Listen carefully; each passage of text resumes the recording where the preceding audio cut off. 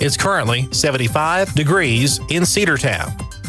We've got some cooler temperatures to deal with. Doesn't look like we're going to freeze. And showers become likely Friday night into Saturday. But mostly sunny this afternoon, more partly cloudy, mid-40s tonight. Tomorrow, mostly sunny, upper 50s, low 50s, higher elevations. Wednesday night, clear down to the mid-30s. Some below freezing temperatures, higher elevations. Georgia Chief Meteorologist John Weatherby in the Georgia 811 Weather Center. Contact 811 before you dig.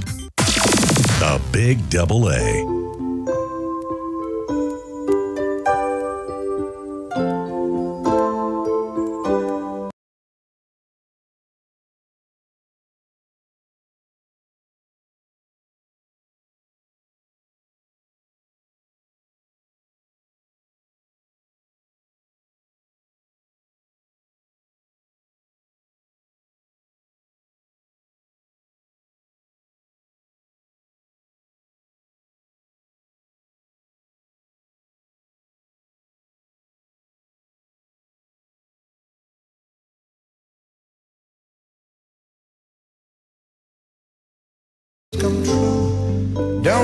The following is a presentation of WGAA Sports. Here's the ball hit deep to left field. Back to the wall. Walk-off home run. Hit to right field and down. Cedartown has tied the game. 0-1 pitch. Little chopper right side. That's going to be down. Cedartown wins. The 3-1 pitch. Ball hits a straightaway center field and deep. Back it goes. It is a home run. Cedartown High School Baseball is on the Big Double A, 106.1 FM and AM 1340. Broadcasting online at WGAAradio.com and streaming on the TuneIn Radio app and Facebook Live. And now, let's head down to the field for today's action.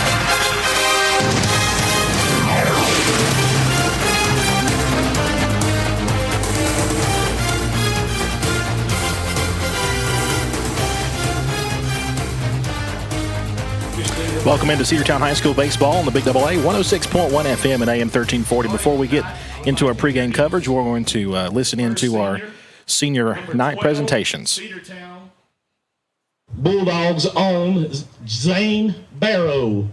Zane will be escorted by his parents, Christy and David Barrow, and his brother, number 20, Eli Barrow.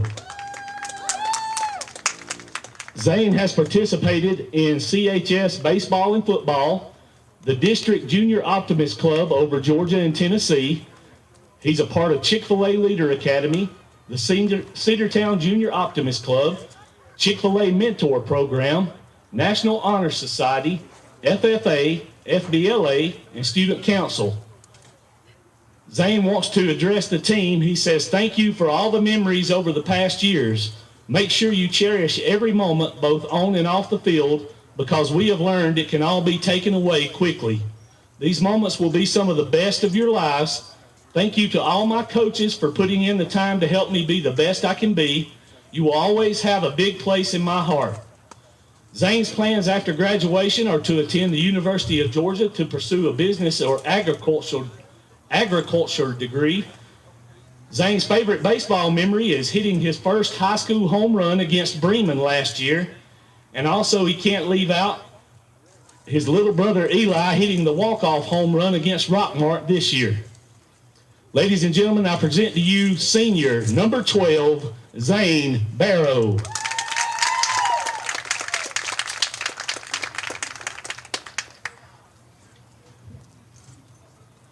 Next for CHS baseball is senior number 17, Alex Cornejo.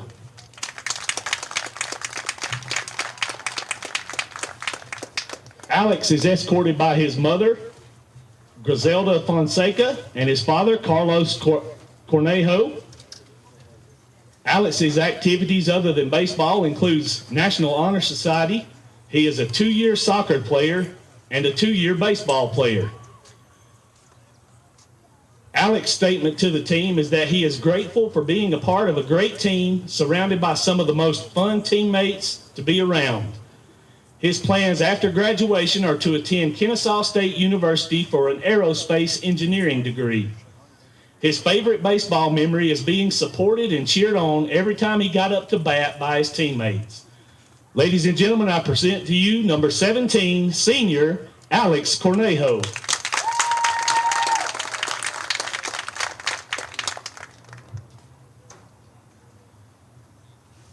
Next up for CHS baseball is number 10, senior Corbin Kazort.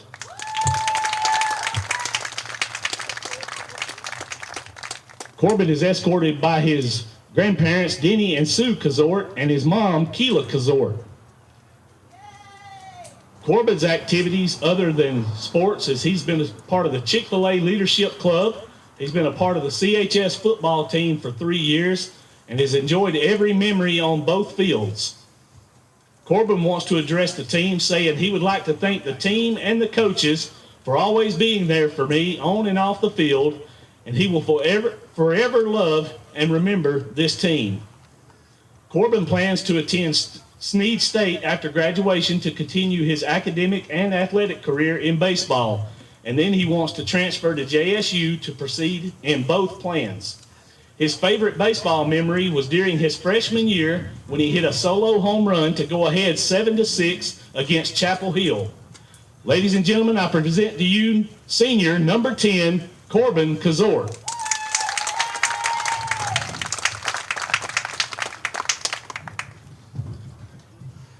Next on the field is senior number 8, Kay Dingler.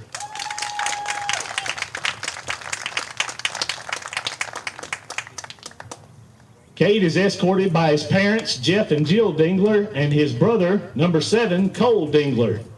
Cade is a member of the National Honor Society, Chick-fil-A Leader Academy, Student Council, Optimist Club, and Cade has been a 4-year starter in baseball. His statement to the team is, people always say high school flies by, but you never really realize that until it finally arrives. With that, I want to say, never take any moment on this field for granted, because just like that, it will all be gone. I want to thank my coaches throughout my life for pushing me to be the best I could be and teaching me things that I will use throughout life. It's something I will always remember. I also want to give a big thanks to Coach Davenport. I'll miss the funny conversations and talks about baseball that we have. You're someone I respect and look up to in life.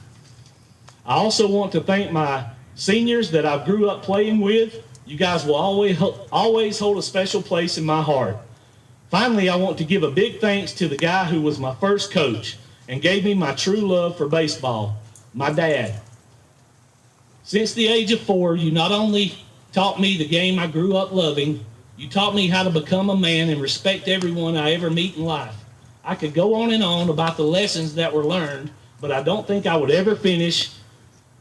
So I love you, and I can't thank you enough for what I've learned these past 18 years.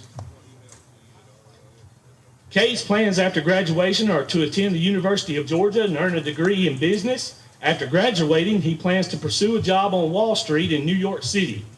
His favorite memory was his junior year while playing at Lake Point. He had a walk-off hit to beat the Rome Wolves 7-6. Being at the bottom of that dog pile with my teammates was awesome. Something that might top this, though, was getting to share my senior year with my younger brother, Cole. It is an experience that I will never forget. I present to you number 8, senior Cade Dingler.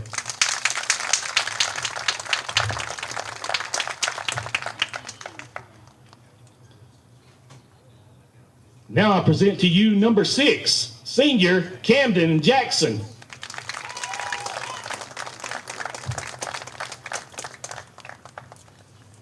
Camden is escorted by his parents, Amber and Chad Jackson.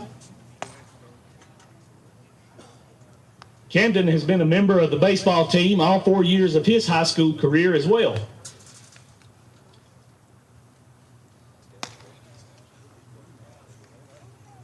Camden's message to the team is thank you for believing in me, and always remember to keep grinding for your goals. Camden's plans after graduation is that he is going to attend Shorter University to continue his education and playing baseball. He plans to major in education. His favorite memory is being able to add to the strikeout montage and, of course, the triple play. Ladies and gentlemen, I present to you number 6, senior Camden Jackson.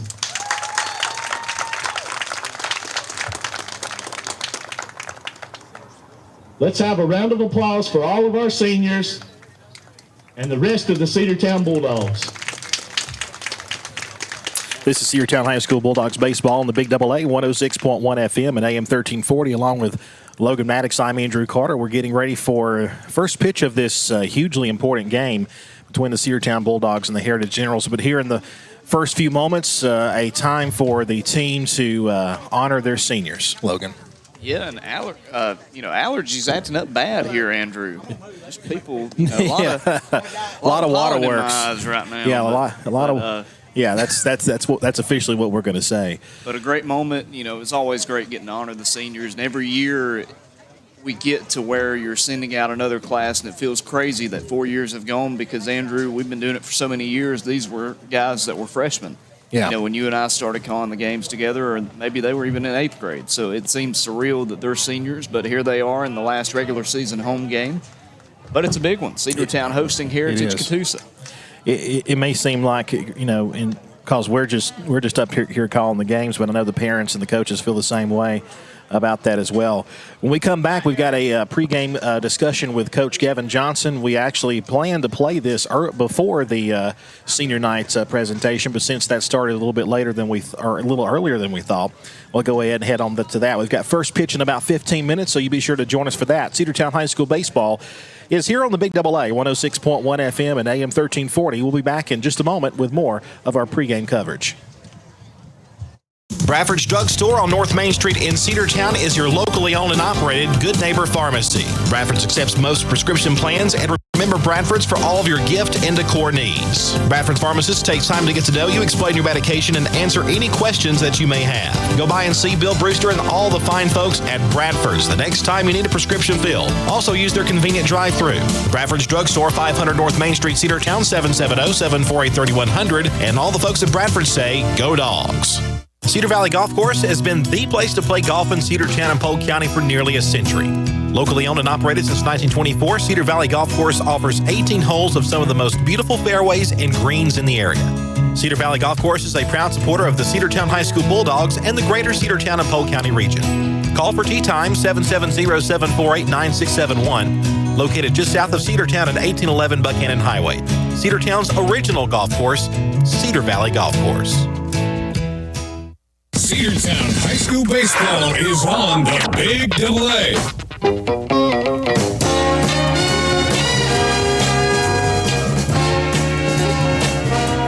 Coach Gavin Johnson here on the Big AA for our pregame coverage of Cedartown High School baseball. Bulldogs taking on the Heritage Generals in a huge game here today, Senior Day. And before we get to all the festivities here for this, we'll start out actually talking about this game tonight and how important it is. And Coach, it comes down to this simple as this: win one, and you're going to host a home playoff game. Yeah, win one, we're guaranteed second no matter what. Win two, we're region champions. So, the goal is today is to win two. To win one tonight and then take one Friday. Then that third game, you can kind of, have the weight off your shoulder. But most important thing is we got to take care of business tonight. And we're doing it at home, senior night. All the odds are in our favor right now. But we just got to come out and play. It really is. And, talking about this team, we're going to play the Heritage Generals. You look at region records. I mean, we're neck and neck. They have one less loss than we do. We're one game back. But talk about a couple of similar teams. It's like you look at them and you're looking at yourself. Yeah, basically, you look at them and it's like you're seeing Cedartown play. Mm-hmm. This game right here is going to be very even. It's going to come down to which team makes the less mistakes and which team can capitalize on them mistakes. So if we just come out here tonight and play like I know we can play, I see us coming out on top. But we just got to play good. I preached to my team the other night. I said we got to play a hard 7 innings. We can't play 3 or 4 innings. It's got to be all 7. So, yeah, and that's the goal. If you're not exhausted after this game today, you didn't play hard enough. Most definitely.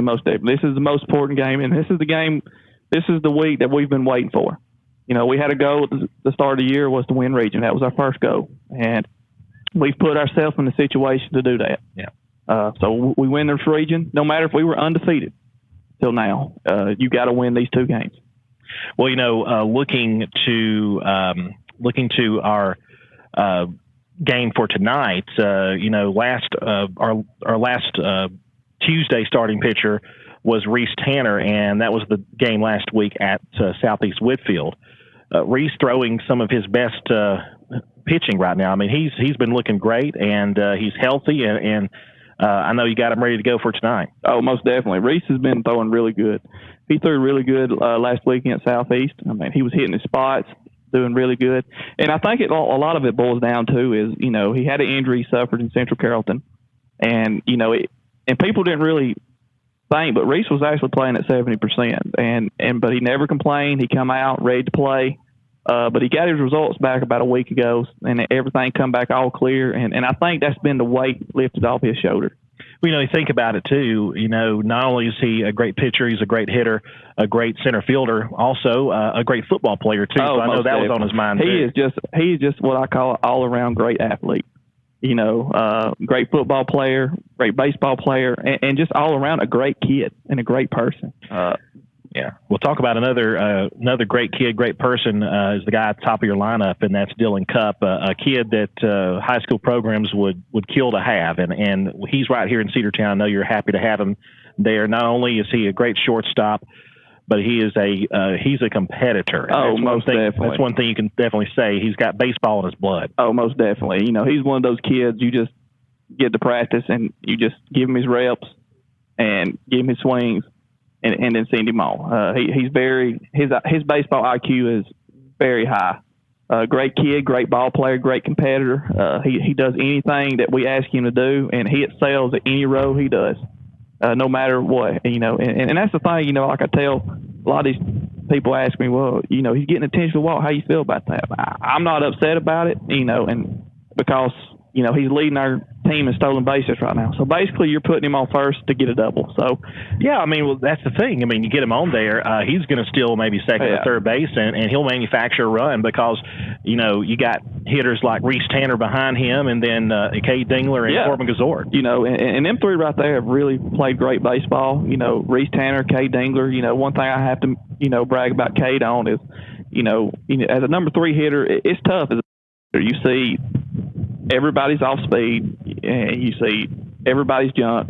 But one thing he's really done well when the runners are in scoring position is he chokes up, spreads his feet, and just sacrifices himself to get the run in. And he's done a really great job about doing that. He really has. And, we'll get into – I want to get into the seniors here too. We talked about Corbin and Cade and a whole bunch of other seniors on the team too that have really contributed a lot over their tenure. We're going to honor them tonight with our pregame ceremony, which will start here in just a few minutes.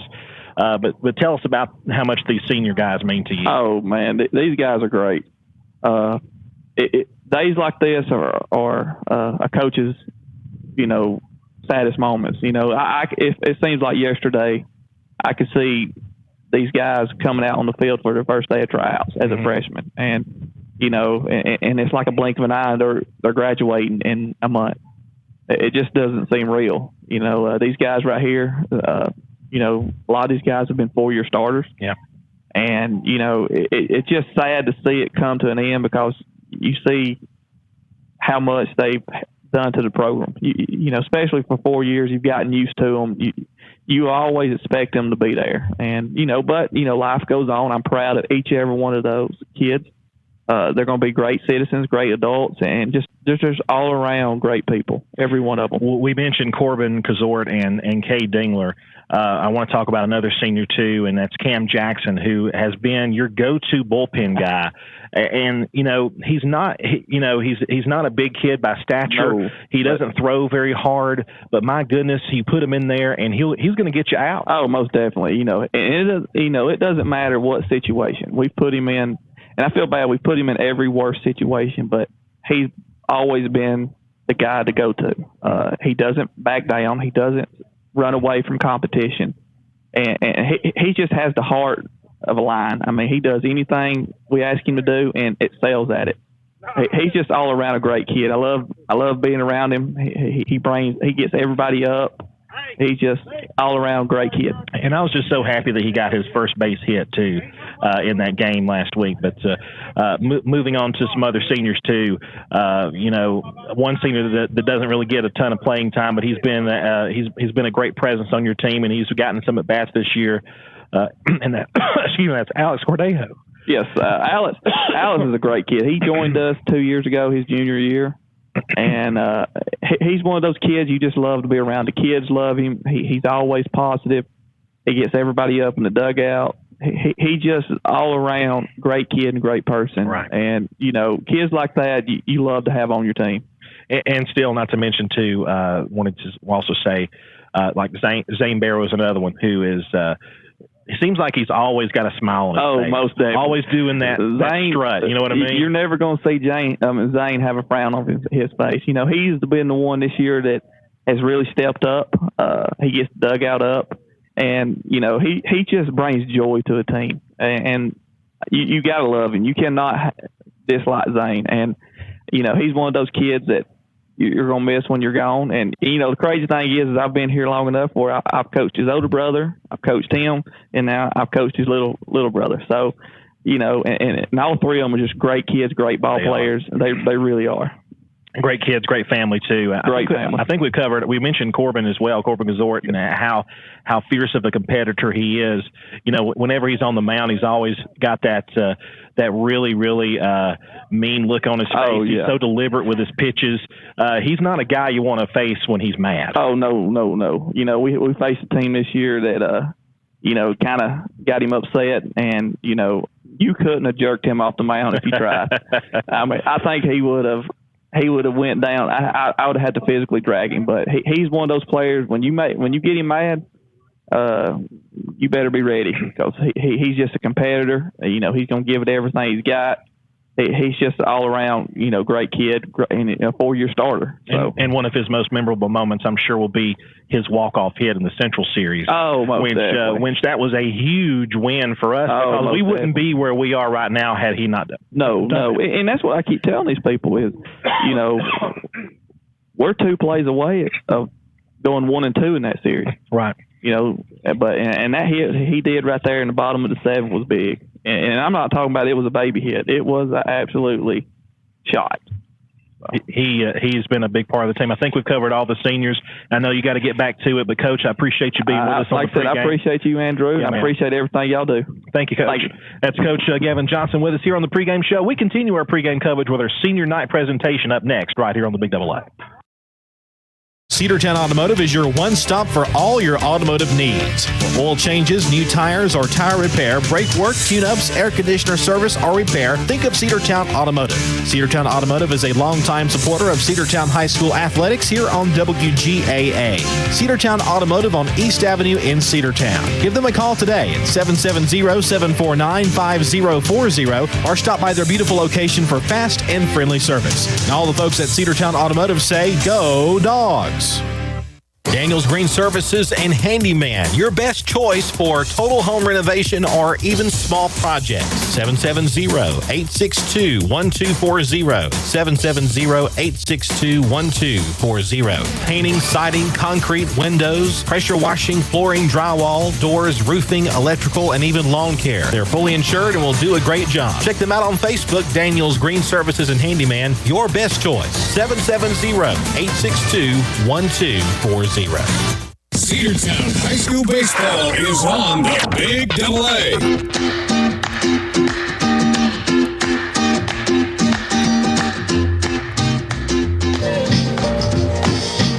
And we're back here on the Big Double A. Logan Maddox and Andrew Carter with you here at Cedartown High School, getting you set for this Tuesday evening matchup between the Heritage Generals and your Cedartown Bulldogs. Here on senior night, the sophomore will get the start on the mound. Reese Tanner, he's had a great second half of the season. He's had a great season overall, Andrew, but he's really stepped it up here in region play. He really has. In his last few games, the Bulldogs have he's really done a great job. I go back to that Southeast series. We mentioned that with Coach Johnson during that coach's interview, and he really turned on the Jets and went a full 6 innings and was able to. I think he maybe gave up one or 2 hits in that game. before finally being relieved. But we're going to need a performance like that from him today if the Bulldogs want a chance to clinch themselves a home playoff berth today. Looking at the rest of the defense for Cedartown, Eli Barrow behind home plate. At first base is the senior Zane Barrow. The sophomore Denver Nail playing second base. The sophomore Dylan Cupp playing shortstop. And the third baseman is the senior Corbin Kazort. Out in left field is the freshman Tony Ware. The center fielder for the Bulldogs is going to be number 8, the senior Kay Dingler. And then out in right field is the freshman, his brother, Cole Dingler. And looks like starting out for Heritage is going to be number 10, the second baseman, Noah Johnson. Johnson will be the first batter. Actually, I believe it's the DH, C.J. Robertson, who is starting. We'll double check that here in a second. First pitch of this game is outside for ball one. 1 ball, no strikes the count. You're right. This is Robertson batting for the shortstop, J.J. Hunt. Robertson, a senior, committed to Lipscomb. There's a fly ball hit to left field. And back to the fence. The catch is made by Tony Ware out there in left for the first out, 1 away. Just kept flying that time. Tony Ware almost misjudging it, but the freshman able to get back and catch it for the first out. 2 pitches. Retires the senior C.J. Robertson. Now batting for the Generals, number 2, Cade Canary. That brings up Cade Canary, the center fielder. Remember him from baseball season. Pitch. Or from basketball season, Rager. Ball 1 upstairs, 1 ball and no strikes. Canary, another senior on this very veteran team. He's committed to Truett McConnell. Here's the 1-0 pitch. Fastball strike called over the outside corner, 1-1. Big game for both of these teams, but especially for the Bulldogs.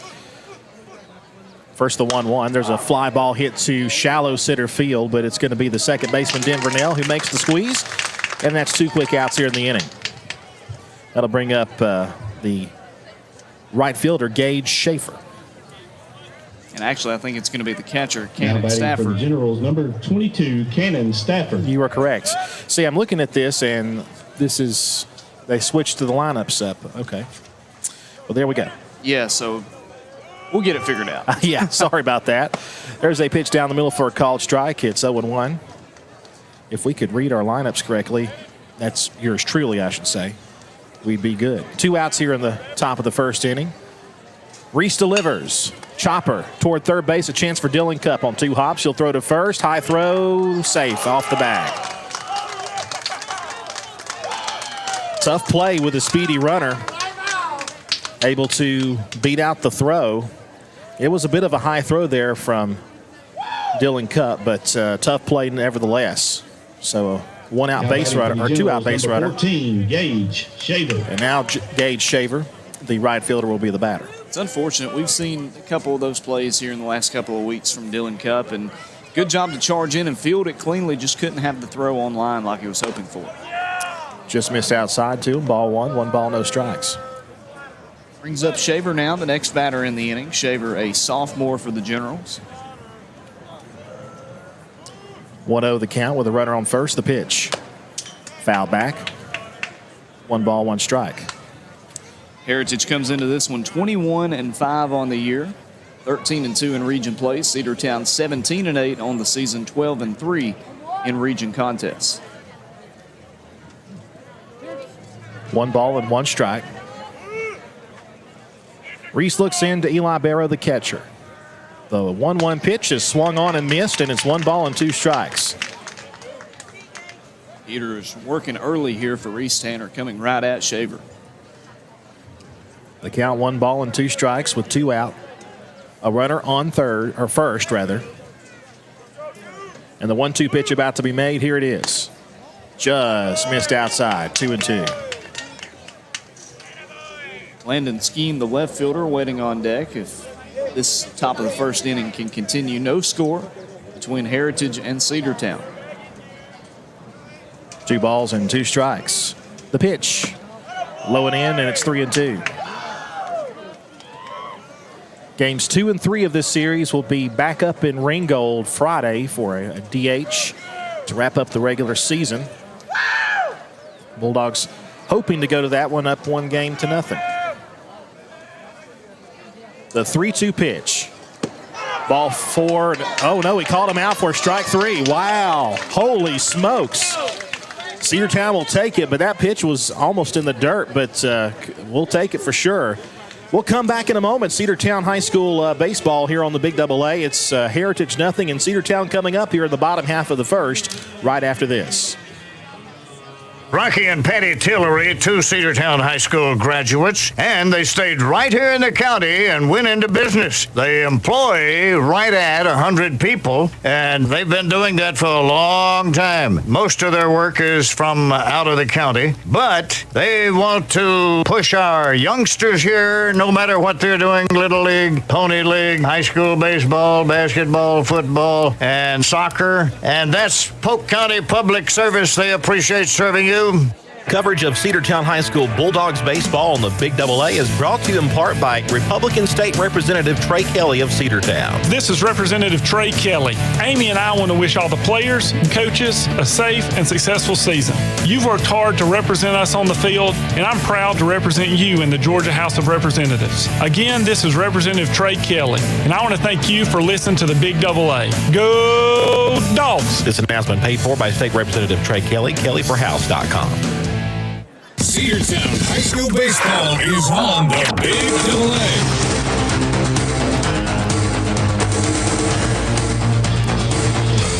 Cedartown allows 1 base runner, but that's it in the top of the first inning. We move now to the home half of inning number 1. No score between the Generals and the Bulldogs. And the starting pitcher for Heritage is the righty Zach Barrett. Comes in 4-1 in region play with a 2.11 ERA.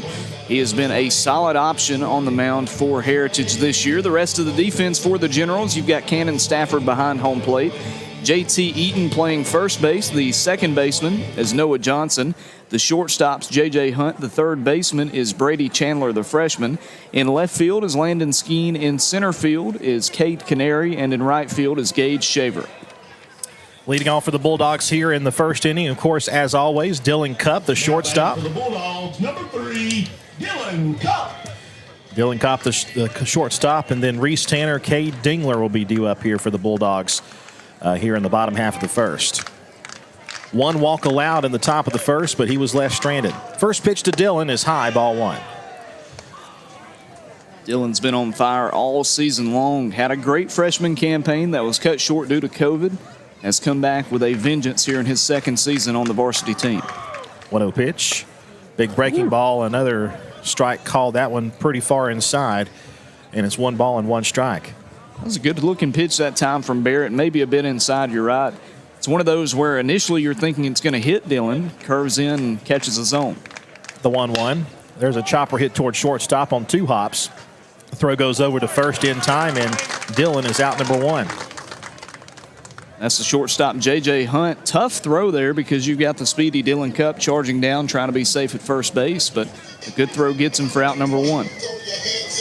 Now the pitcher, Reese Tanner, will be the batter with 1 away here in the bottom half of the first. Number 2, Reese Tanner. I think Coach Johnson made a pretty good point in the pregame show, and these teams are pretty much mirror images of each other. And right now the top and bottom of the inning have been mirror images. There's a ball hit to left field.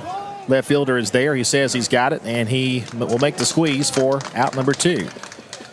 So the Bulldogs, or rather the Heritage Generals, had a fly ball in the top of the first. Cedartown has had one, and they both have both turned into outs. Yeah, 4 pitches, 2 outs here in the bottom of the first inning, and if Cedartown's going to have a base runner, number 8, Cade Dingler. It's going to be up to the senior on senior night. Cade Dingler, playing center field in this game, comes up to the plate. Coach Johnson mentioned in the pregame show that Cade, first the pitch to him, it's a breaking ball for a called strike. 0-1 the count. Cade has played every position on the field except for catcher until last week. He got some action behind the plate. The 0-1 pitch. Chopper toward third. Should be an easy play. He'll field and throw to first, and it's 3 up, 3 down for the Bulldogs here in the bottom half of the first. Bunch of zeros on the board for each side here as we head to the top of the second. No score here from CHS. Are you ready for steel? Equipment, that is. At Croker's Hardware in Cedartown, we've got all the steel equipment. Blowers and shredder vacs, chainsaws, augers and drills, trimmers and brush cutters. We're very proud to be a retailer for the steel product line. As an independent dealer, we can provide many services that the big box chain stores just can't match. Our friendly and knowledgeable staff is always ready to help you select the equipment that meets your specific needs. So call Croker's for a steel today. That's 770-748-4842 to learn more about steel in Cedartown. One of the pillars of a strong community is knowing your neighbors. We believe it's important to know your neighbor. To know that the person down the street selling you your car is the person you'll see grilling with you at the block party. It's important to be a part of a community, and Peach State Ford is proud to be a part of historic Cedartown, Rockmart, and Rome. And even prouder to be rated one of the best in the country in customer service. Nobody knows trucks or people like Peach State Ford. 2076 Rockmart Highway, Cedartown, 866-872-6660. Cedartown High School Baseball is on the Big Double-A.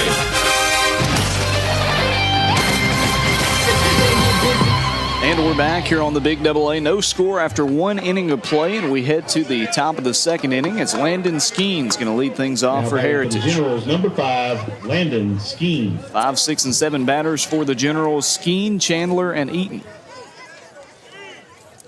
Skeen will lead things off here as quick first inning for both sides.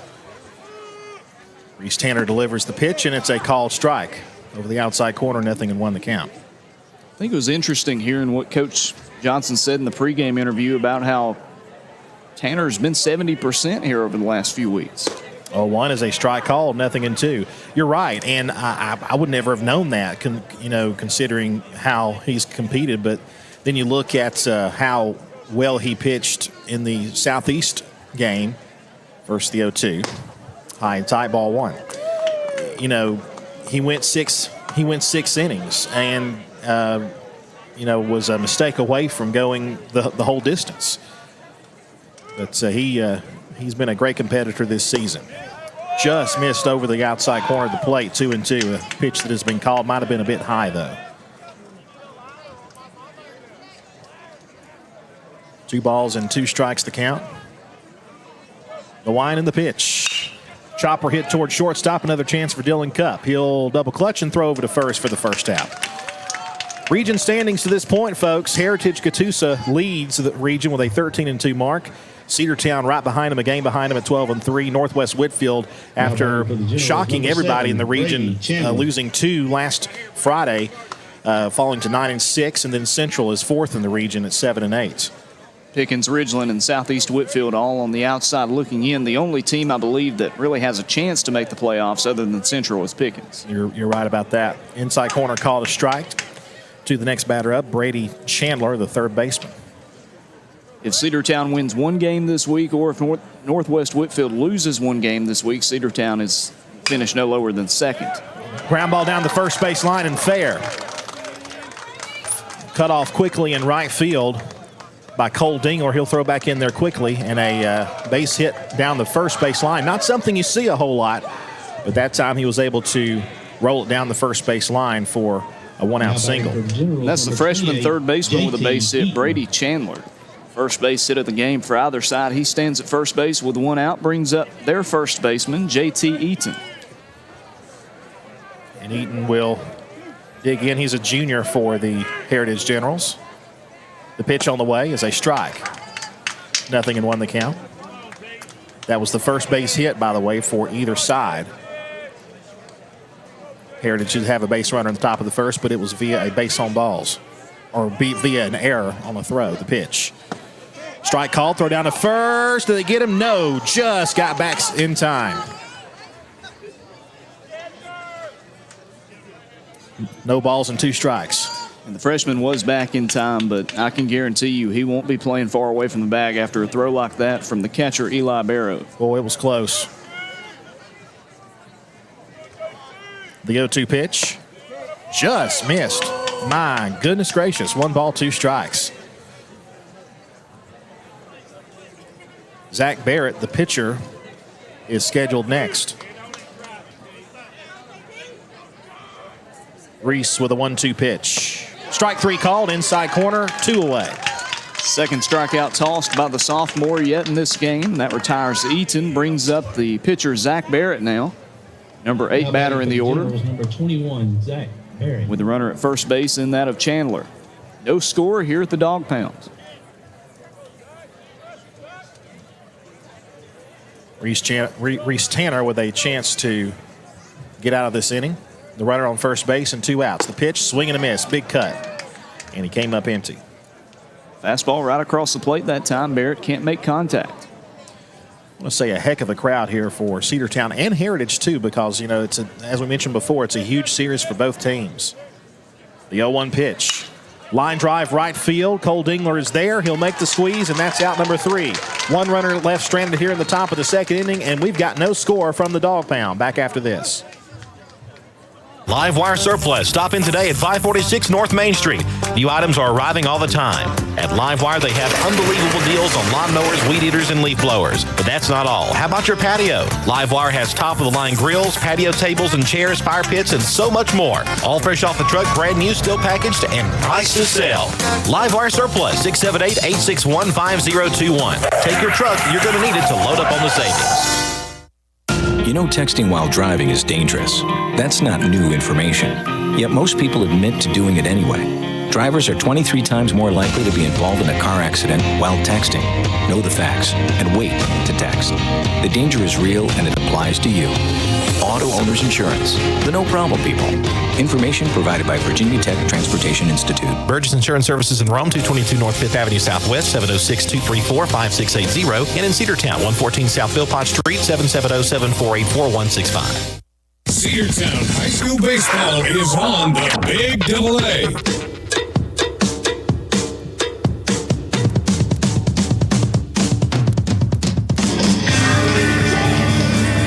To the bottom of the second inning now. Logan Maddox and Andrew Carter with you here at Cedartown High School.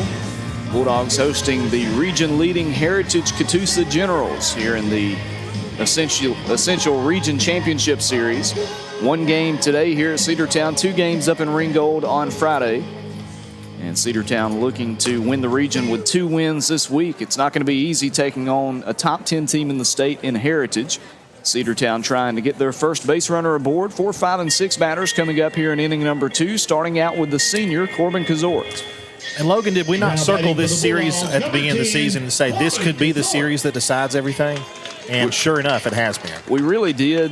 We knew that Northwest Whitfield was going to be a tough series, the only series that Cedartown's lost so far, but you really had your eye on Cedartown and Heritage. First pitch on the way is going to be back to the backstop. Ball 1 to Corbin Kazort. The Bulldogs lost 2 games to Northwest Whitfield, 1 game at Pickens. And Heritage lost 1 game to Pickens, 1 game to Northwest Whitfield. Here's the 1-0 pitch. Upstairs, ball 2, 2 balls and no strikes. Corbin Kazort, another senior for the Bulldogs, plays the hot corner when he's not pitching.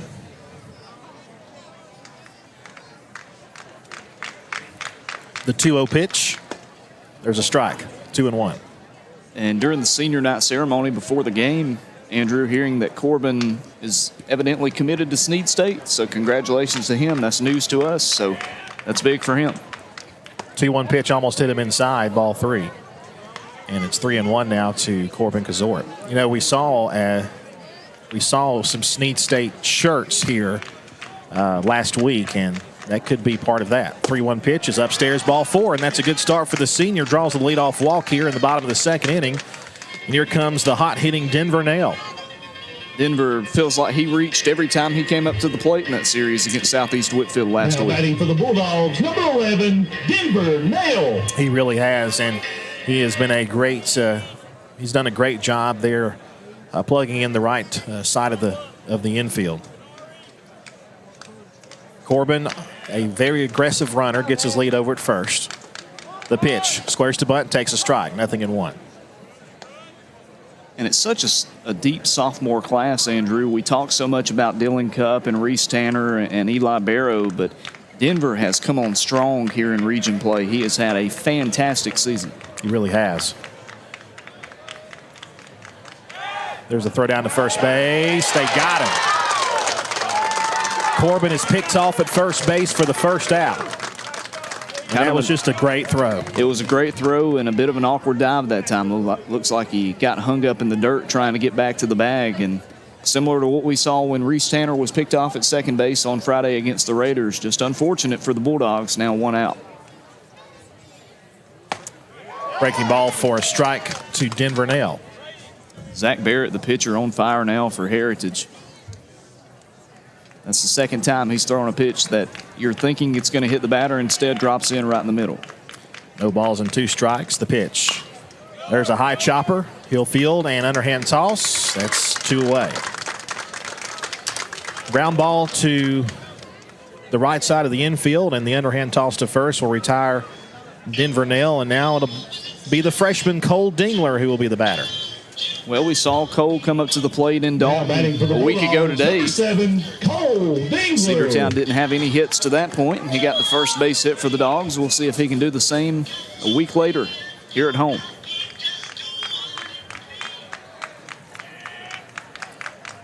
First pitch to Cole. Fly ball hit to shallow center field, and the shortstop saves the day. The center fielder did not jump in time. He didn't see the ball right off the bat, but the shortstop, J.J. Hunt, able to range back and make the play, and the Dogs waste a base runner here in the bottom half of the second as he was picked off. Nobody left. We head to the third. No score here from CHS. Bradford's Drugstore on North Main Street in Cedartown is your locally owned and operated Good Neighbor Pharmacy. Bradford's accepts most prescription plans, and remember Bradford's for all of your gift and decor needs. Bradford's pharmacist takes time to get to know you, explain your medication, and answer any questions that you may have. Go by and see Bill Brewster and all the fine folks at Bradford's the next time you need a prescription filled. Also use their convenient drive-thru. Bradford's Drugstore, 500 North Main Street, Cedartown, 770-748-3100. And all the folks at Bradford say, go Dogs. Cedar Valley Golf Course has been the place to play golf in Cedartown and Polk County for nearly a century. Locally owned and operated since 1924, Cedar Valley Golf Course offers 18 holes of some of the most beautiful fairways and greens in the area.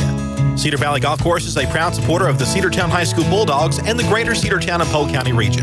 Call for tee time 770-748-9671, located just south of Cedartown at 1811 Buchanan Highway. Cedartown's original golf course, Cedar Valley Golf Course. Cedartown High School Baseball is on the Big AA.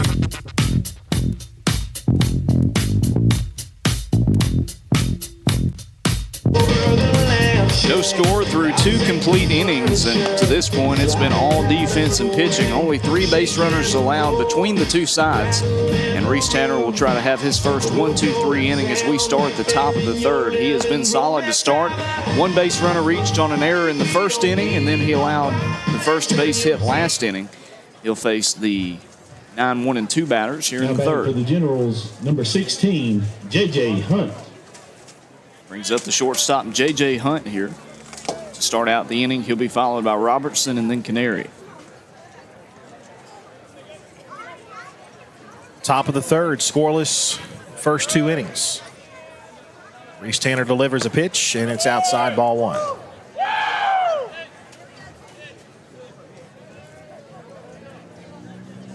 One ball, no strikes. The kick and the pitch.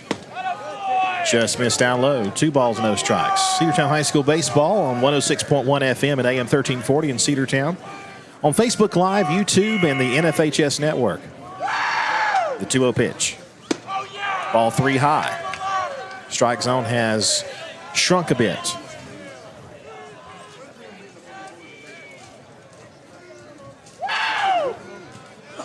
Reese Tanner behind in the count 3-0. And there's a strike called, 3-1. Taken all the way was Hunt. Checking in on Central and Northwest Whitfield, no score, bottom of the second inning. It's a game we're watching very closely. The 3-1 pitch. There's a chopper hit toward first base, kind of a swinging bunt. Reese fields, he's going to tag him on the way. Oh, he pushed him down to the ground. Might have been a bit of a sail that time from the batter as Possibly, well. but that's a tag out. It is. One unassisted. Not the way that J.J. Hunt was hoping for that at-bat to end up, because you get ahead 3-0 in the count. You're thinking, well, I'm getting aboard either way. Work it to 3-1, and then essentially a swinging bunt. You get tagged out, and Thrown to the grass, not the best at bat there from the shortstop. Brings up the leadoff batter, the DH, C.J. Robertson. Didn't really seem like there was anything malicious right there. The coach for the Southeast, rather for the Heritage Catoosa Generals, by the way, want to thank him for providing us with our own lineup, and he said he's going to take care of us when we go over there. He's having a discussion with the home plate umpire right now. Yeah, and also thanks to Grayson Shook. He helps out with Heritage Athletics, sent us a pronunciation guide as well. The coaches, thanks to them also for hooking us up with the rosters and the lineups. We're very appreciative. Number 6, C.J. Robertson. So one out, the base is empty. C.J. Robertson, the DH, is the leadoff man. And he is at the plate. Batting left. Reese Tanner with a kick and the pitch. High and tight, 1 ball and no strikes. We mentioned it, Robertson batting for the second baseman, Noah Johnson. The senior DH leading off. 1-0 pitch. Just missed down low, 2-0.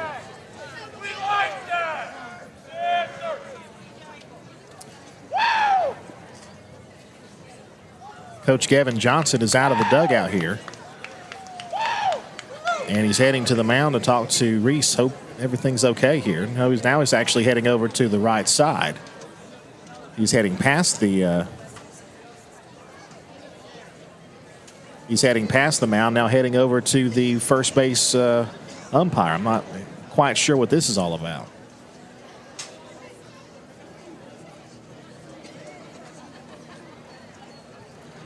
Not a clue. No idea. The other matchups tonight, we talked about Northwest Whitfield and Central. The other teams squaring off in region play are Ridgeland and Pickens. Now, Southeast Whitfield has already finished up their region schedule. Well, as far as it goes for Pickens, that's a huge series for them. They've got to win every game of that series to have a chance to get into the playoffs. And then they need Northwest to win every game against Central as well if they want to make it in as a 4 seed. So Pickens definitely on the outside looking in, but not impossible. Not sure what that was all about, but Coach Johnson is heading back to the third base dugout. Again, if you recall, Cedartown has lost their first base dugout. It's still standing, but it's been condemned. It was damaged during the severe weather a few weeks ago. So the team is on the fence, but when they're in the dugout, they have to go to a tent that's outside. And that's a 3-0 pitch there. There are 2-0 pitches high for ball 3, and now it's 3 balls, no strikes. 3-0 pitch. Ball 4 down low.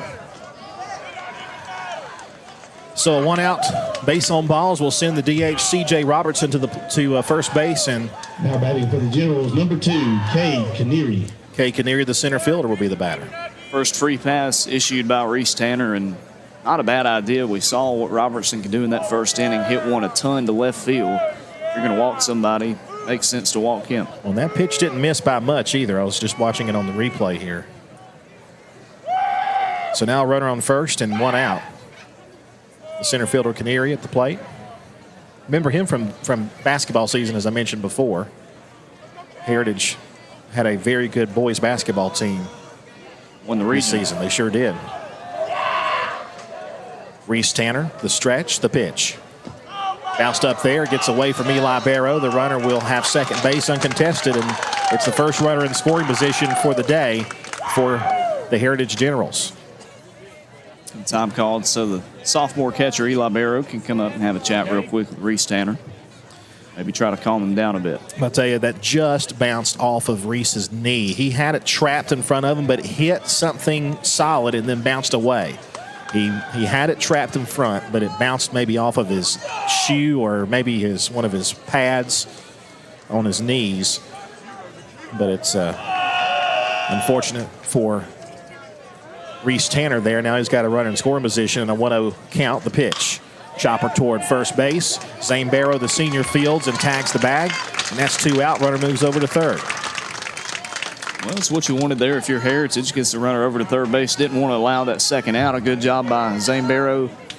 We've seen a couple of times this year Cedartown trying to gun down the lead runner. Good job, take the guaranteed out over at first base. And now it's up to the number 3 batter in the lineup for Heritage, Cannon Stafford. Of Of course, you do have speed at third base, and that of Robertson. Got to be careful on a pass ball. First pitch to him, a fastball inside, 1 ball, no strikes. Stafford reached on that error by Dylan Cupp in the first inning. And we know Cannon has a cannon of an arm because he picked off a runner as their catcher picked off Kazort. There's a fastball strike called over the outside corner. And now it's 1-1 now to the catcher, Stafford. If Stafford can reach, Gage Schaefer would be next. 1 ball, 1 strike. The pitch. Fouled away, and it's 1-2. Gage Shaver, the right fielder, waiting on deck. Reese Tanner hoping to deny him a plate appearance here in the third inning. No score between Cedartown and Heritage here in Game 1 of the Region Championship Series. Reese ready, the pitch. High and away, 2-2. For those listening in on radio or on our audio stream, the Bulldogs wearing their home favorites, their red jersey tops with the white pants with red pinstripes, the red socks, white hats with red bills, Cedartown C on the hat. That pitch just missed the zone, and it's 3-2. Good gracious. And once again, another close pitch that did not get the call. 3 balls and 2 strikes. It's one of those where Eli Barrow tries to drag it into the zone a bit. You wonder if maybe if he keeps his hand there, maybe he gets the call. Payoff pitch is hit foul off the netting.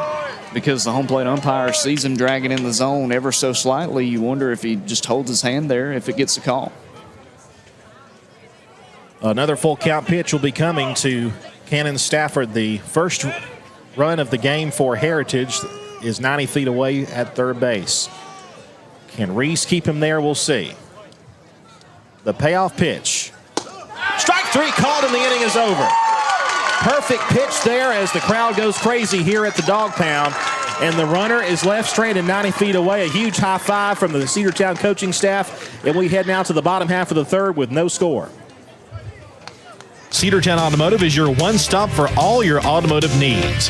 Oil changes, new tires, or tire repair, brake work, tune-ups, air conditioner service, or repair, think of Cedartown Automotive. Cedartown Automotive is a longtime supporter of Cedartown High School athletics here on WGAA. Cedartown Automotive on East Avenue in Cedartown. Give them a call today at 770-749-5040 or stop by their beautiful location for fast and friendly service. And all the folks at Cedartown Automotive say, go Dogs! Daniel's Green Services and Handyman, your best choice for total home renovation or even small projects. 770-862-1240. 770-862-1240. Painting, siding, concrete, windows, pressure washing, flooring, drywall, doors, roofing, electrical, and even lawn care. They're fully insured and will do a great job. Check them out on Facebook, Daniel's Green Services and Handyman, your best choice. 770-862-1240. Cedartown High School Baseball is on the Big Double A.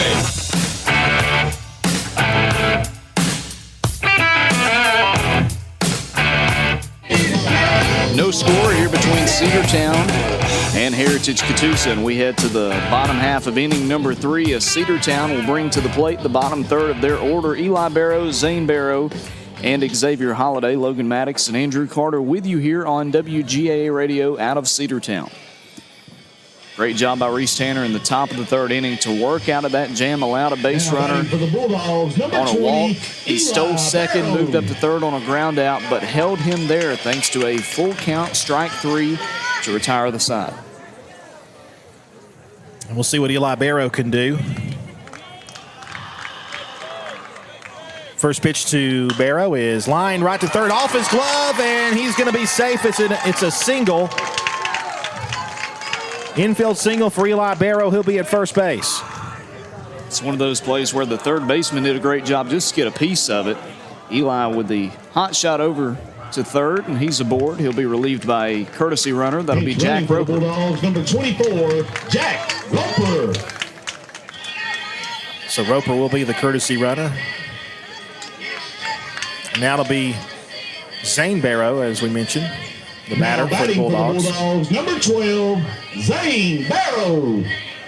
Again, looking at those region standings, we mentioned it before. We were talking. Everybody knows where Heritage and Cedartown is. You were mentioning Pickens, who's 5-10 in region play.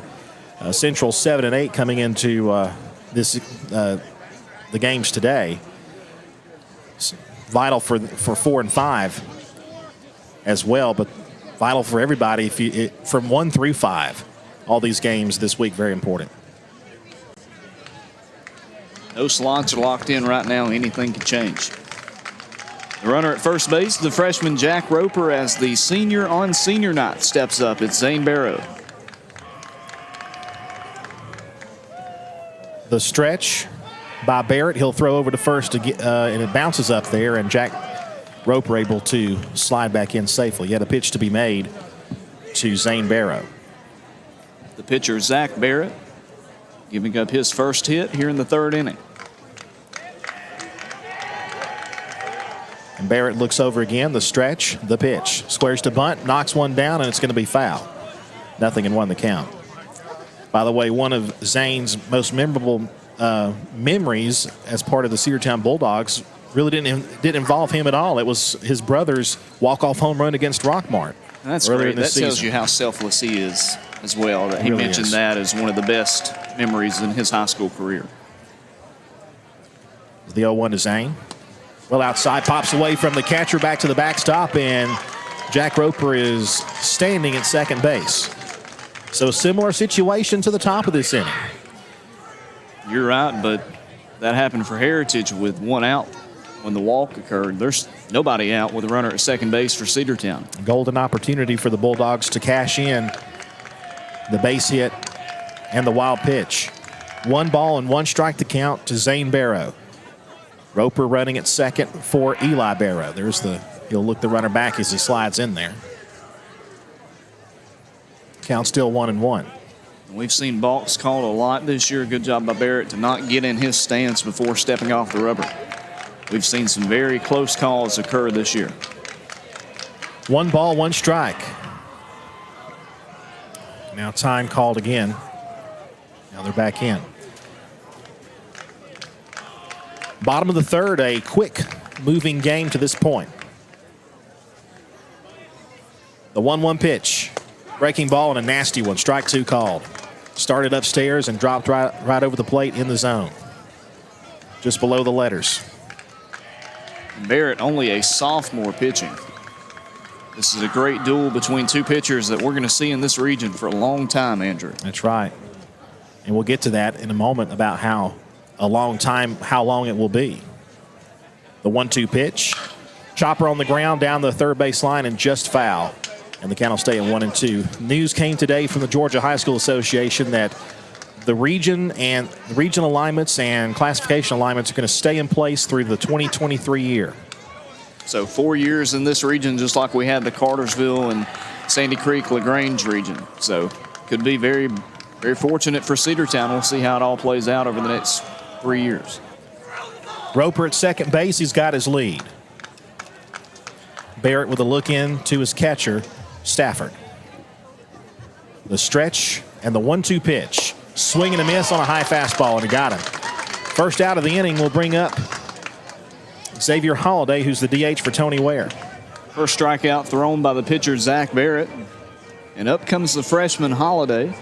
Xavier has been swinging a good bat as of late. Number 4, Xavier Holliday. He has. Cole Dingler has as well. Freshmen are showing out here late in the season.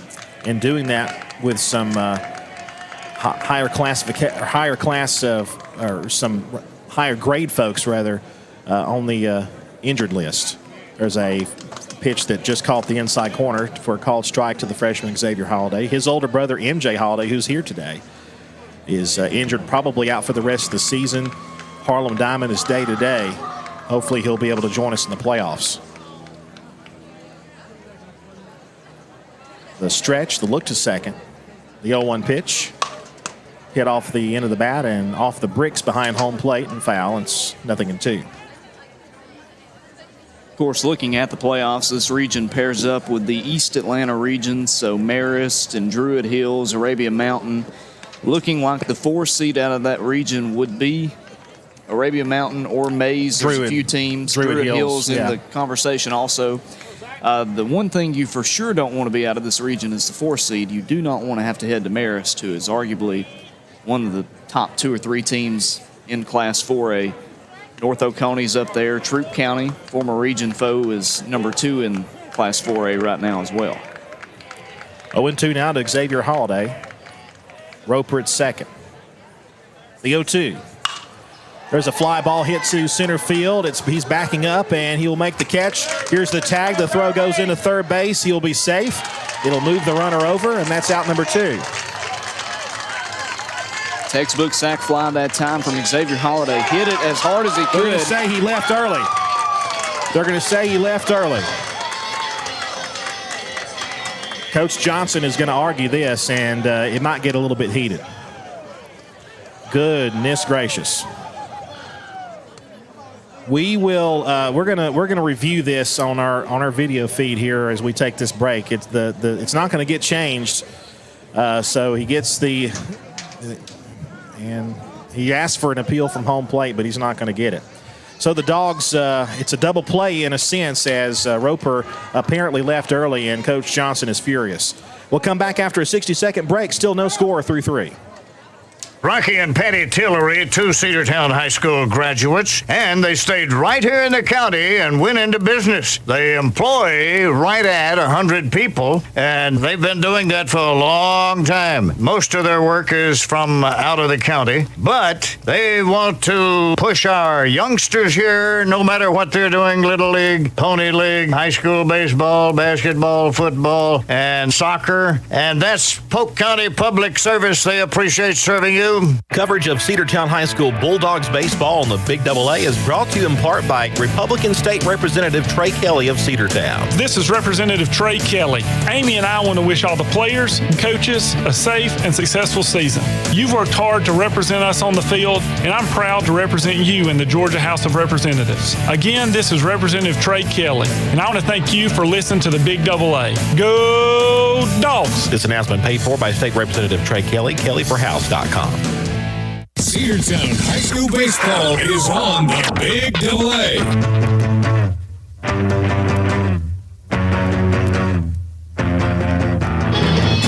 The officials say that the call will stand. Jack Roper left second base early, so no score as we head through 3 innings. We now are going to the top of the 4th inning, and it's going to be the 4, 5, and 6 batters for the Generals, starting out with the right fielder, Gage Shaver. It was close, Logan, but upon looking at the replay that I have on our video, he did appear to leave just a split second, but it was really, really close. Upstairs ball 1 ball, no strikes. Dogs with a couple of base running mistakes in this game. One was the pickoff over at first base, and then the appeal that was granted on the leaving early.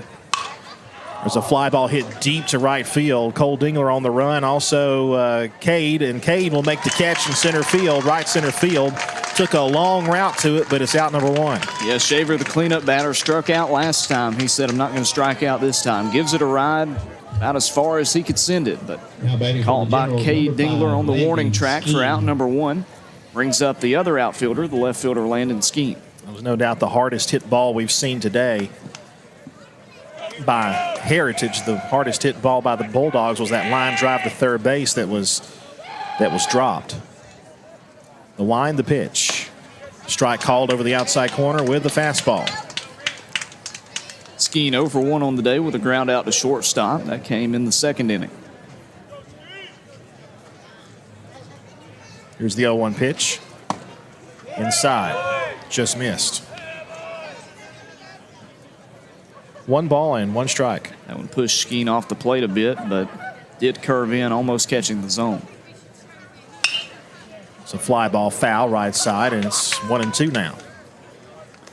Brady Chandler, the third baseman, the only player to get a hit in this game for Heritage, waits on deck.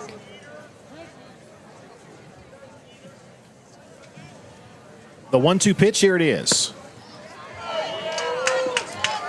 I don't know where that one was. 2-2. Must have been low is all I can imagine.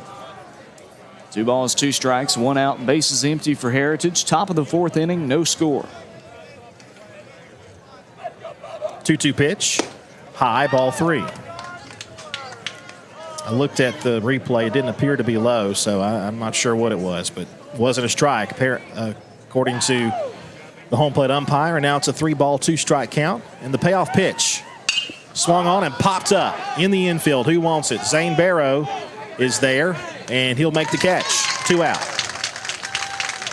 Good communication there by the right side of the infield. Everybody wanting to go for it. You had Nail who had a beat on it, Reese Tanner. Zane Barrow calls him off. The senior gets the catch for out number 2, and that'll bring up the freshman third baseman Brady Chandler, 1 for 1 with a single.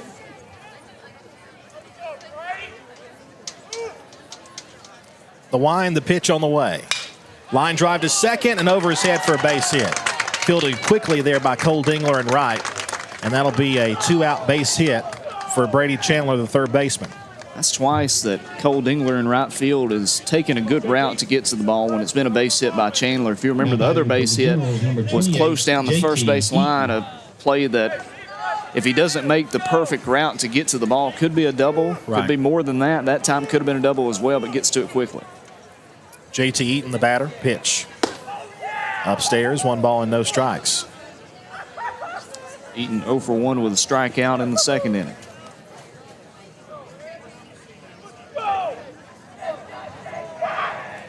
Reese looks in. The pitch. Swing and a miss. Count goes to 1-1.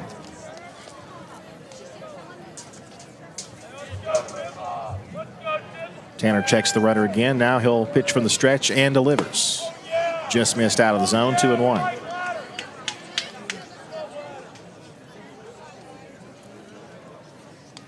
These two teams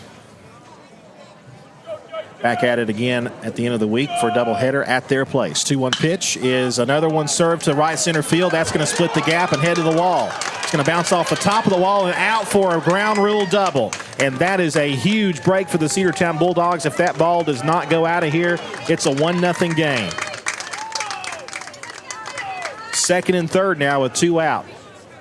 Chandler at first base, further seeking advance to third base on the ground rule double. 2 runners in scoring position, though, with 2 out for the pitcher, Zach Barrett. Sophomore will try to help himself out some right here. That's at least the third time that Cedartown has been on the good end of a ground rule double. We saw it at Lake Point twice, once against Carsville, and I think once against Woodland. That's right. And then here against Heritage. Number 21, Zach Barrett. Fellow classmate Dylan Cupp over to Reese Tanner to give him some encouragement. Baseball gods have gifted him some a little bit of favor. And now Zach Barrett, the pitcher, with a chance to help himself. Fastball low and away, 1 ball, no strikes. First base open, runners at second and third and 2 out in the top of the 4th. Still a scoreless game. The 1-0 pitch.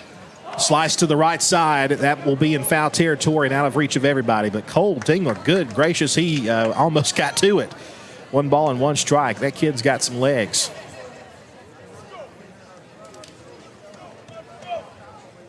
The count goes to 1-1.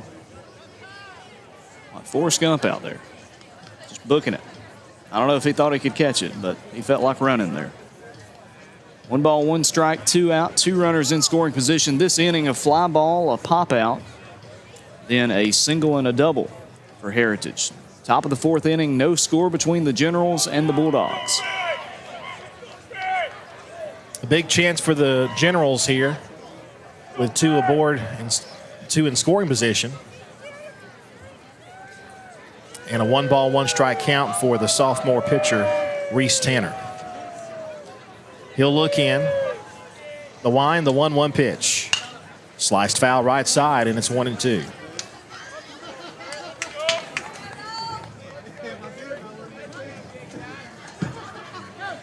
Big crowd here tonight.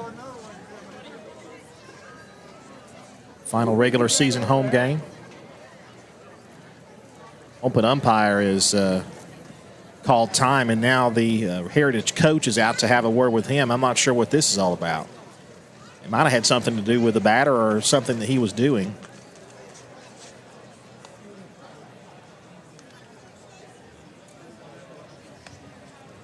There have been a few stoppages of play here. Looks like he had something on his arm or something that he wasn't supposed to or whatever. I'm not sure what the deal is. Taking another look over at the Central and Northwest Whitfield game. Trying to pull up the score on it. Still no score. Top of the fourth inning in that one also. Central, who Cedartown is pulling for tonight. They have a runner in scoring position with nobody out. The 1-2 pitch outside, 2-2. Barrett, the pitcher, at the plate. Standing at third is Chandler. At second base is Eaton. 2 out. The 2-2 pitch. Chopper toward third and a foul ball.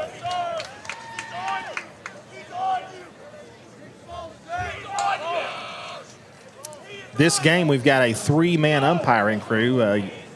Usually we only have 2, but today we've got a 3-man crew.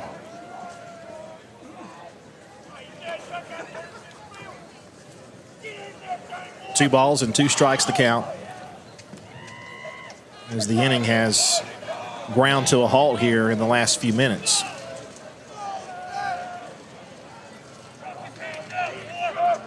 Big pitch here for the sophomore pitcher, Reese Tanner. Looks into Eli with the sign. The 2-2 pitch. Swing and a miss. And another strikeout of the side for Reese Tanner. And we head now to the bottom half of the fourth. That is his 4th K of the day. Cedartown, nothing, and Heritage, nothing.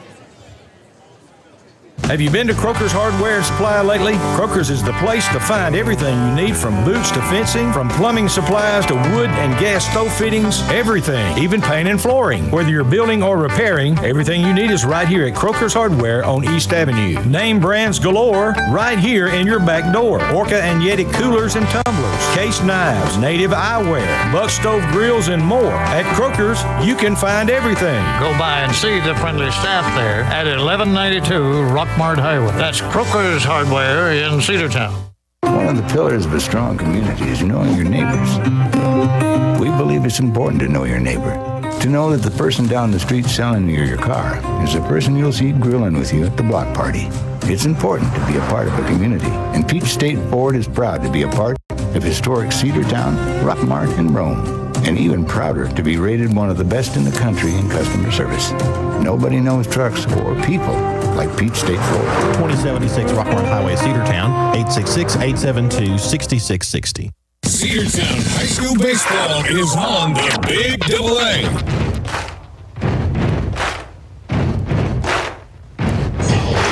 Heritage threatens in the top of the fourth inning, but no runs come across thanks to another inning-ending strikeout by Reese Tanner. And we head to the bottom of the fourth now in a scoreless tie at the Dog Pound. Also looking in at a score up in Tunnel Hill, and Central has jumped out on top 1-0 over Northwest Whitfield, top of the fourth inning. And they are facing Cade Fisher, the star lefty for Northwest Whitfield. So, yeah, credit to Central for getting a run off him early. Top of the order for Cedartown, as the Bulldogs have just had one trip through the lineup in the first 3 innings. It's going to be the Mississippi State commit Dylan Cupp starting things out. And he'll face Zach Barrett, their pitcher. Bottom of the fourth, it's a whole bunch of nothing on the board. It's a few hits by each side, but no runs. Dylan Cupp at the plate, the pitch to it. Hit to left field and a base hit. First hit for Cupp on the day, and he'll be at first base with a leadoff single. And what have we said about Dylan Cupp? When he gets aboard, he moves. Put him at third base. Yeah, may as well. He runs on everybody. And I'm sure number 2, Reese Tanner. And I'm sure Barrett and Stafford know that. Brings up Reese Tanner now 0 for 1 with a fly out, looking to move Cupp over. And you know, Barrett's already had a pickoff today, and he will try it. Gets away and rolls to the dugout, and he'll be at second base. So a throwing mistake there by the pitcher on the pickoff attempt, and Dylan Cupp is in scoring position. And for the second straight inning, Cedartown has a runner at second base with nobody out. We'll see if the Bulldogs can get a run across this time. Still no pitch to Reese Tanner, who's at the plate for the Bulldogs.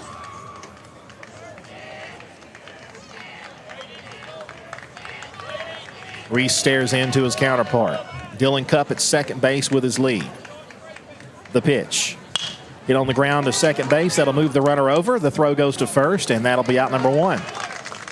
Exactly how you draw it up. Hit it over to the right side, moves the runner from second to third. Now, the runner who would give Cedartown the lead stands 90 feet away from home plate. And Cade Dingler, a base hit or a long fly ball away from giving Cedartown a 1-0 lead. Number 8, Cade Dingler. Well, if you're the Bulldogs, you like your chances with Dylan Cupp over at third base. One out here in the bottom of the 4th inning. No score, but Dylan Cupp at third.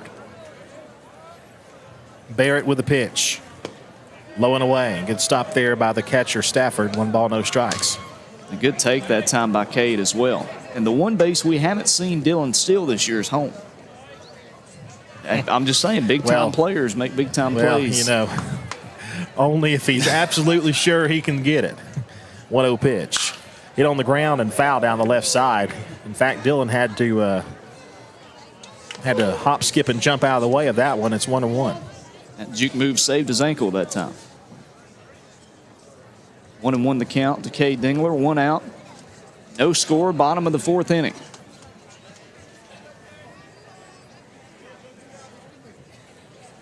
The 1-1 pitch. Strike called over the inside corner. It's that inside part where Barrett has thrown that breaking ball, and he's gotten the call just about every time. Well, smart. It's not a good pitch to swing at, to try to make contact with. Cedartown laying off of it and getting a strike called against them. The 1-2 pitch. Low and away, 2-2.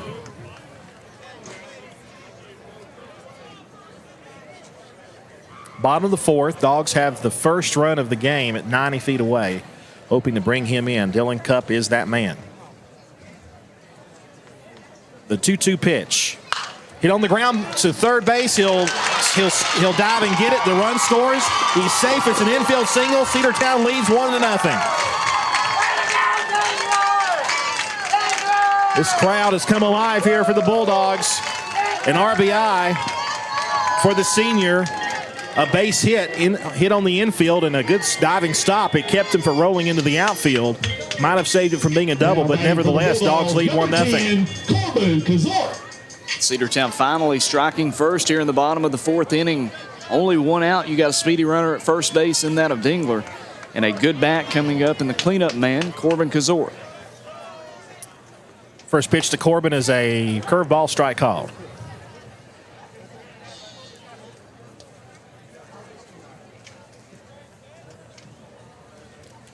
Oh, 0-1 the count now to the senior.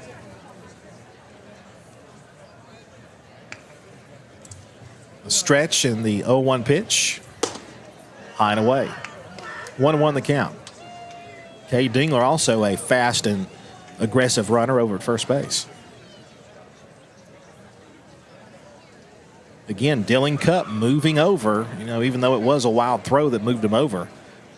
Another pickoff attempt, and he'll be safe. A close play, but didn't get him.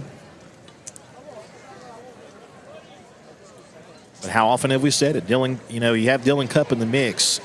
With the top of this lineup, they can manufacture runs pretty easy. 1-1 pitch. Breaking ball and a strike. Nasty curve. Corbin earned a walk his first time up, but he was picked off at first base. Trying to get aboard again, but down in the count, 1 ball and 2 strikes. The stretch and the 1-2. Popped up. Pitcher is underneath. Now the catcher underneath. Now the pitcher calls him off. He'll make the catch in play, and that'll be out number 2. So a pop fly retires Corbin Kazort, 2 away. And the hot-hitting Denver Nail comes up to the plate in search of his first hit of the day. We'll see if the second baseman can prolong the 4th inning a little bit longer. Bulldogs scoring their first run, lead 1-0 here in the bottom half of the 4th with 2 outs and a runner on first. And a big lead at first base over there by Dingler. He's got a big lead. The pitch. Bounced up there, back to the backstop, and because of that big lead, he could trot to second base. So the wild pitch will move the runner over into the scoring position. So if Denver Nail can connect on a base hit to the outfield, the Dogs could lead 2-0. Dingler running on contact with 2 out. You're right. 1-0 Cedartown, bottom of the 4th inning, 2 out. And the potential second run at second base in that of Cade Dingler. 1-0 pitch on the way. Breaking ball and another beauty. Strike one. Nail is 0 for 1 on the day. A ground out to the pitcher.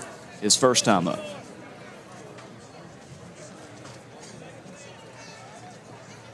Cade Dingler stands at second base.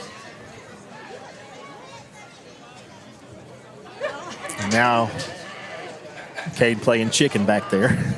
He'll inch his way back over. Nobody covering the bag at second. So no chance to throw him out in that particular point. 1 ball, 1 strike with 2 outs. The pitch on the way to Denver. Breaking ball. That was a good-looking pitch, but he didn't get the call. And it's 2-1. Bottom of the 4th inning in Tunnel Hill, and Northwest Whitfield trailing Central 1-0. Bulldogs here in Cedartown leading Heritage 1-0 as well. The stretch. Instead, they'll look the runner back over to first. 2 balls and a strike. So it's a combination of if Cedartown can win or if Central was to win, the Bulldogs would have a home field advantage in the first round of the playoffs. The 2-1 pitch. Line drive. A stab of the line drive by the shortstop. What a play by J.J. Hunt to retire the side. He saved a run for the Heritage Generals. We head now to the 5th. The Bulldogs, though, take the lead 1-0 as we head to the top of the 5th right after this. Live Wire Surplus. Stop in today at 546 North Main Street. New items are arriving all the time. At Live Wire, they have unbelievable deals on lawnmowers, weed eaters, and leaf blowers. But that's not all. How about your patio? Live Wire has top-of-the-line grills, patio tables and chairs, fire pits, and so much more. All fresh off the truck, brand new, still packaged, and price to sell. Live Wire Surplus, 678-861-5021. Take your truck. You're going to need it to load up on the savings. You know texting while driving is dangerous. That's not new information. Yet most people admit to doing it anyway. Drivers are 23 times more likely to be involved in a car accident while texting. Know the facts and wait to text. The danger is real and it applies to you. Auto Owners Insurance. The no problem people. Information provided by Virginia Tech Transportation Institute. Burgess Insurance Services in Rome, 222 North 5th Avenue Southwest, 706-234-5680. And in Cedartown, 114 South Philpott Street, 770-748-4165. Cedartown High School Baseball is on the Big AA.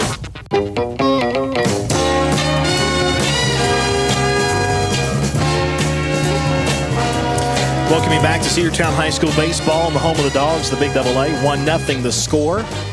And as we head to the 5th inning, a pitching change for the Bulldogs.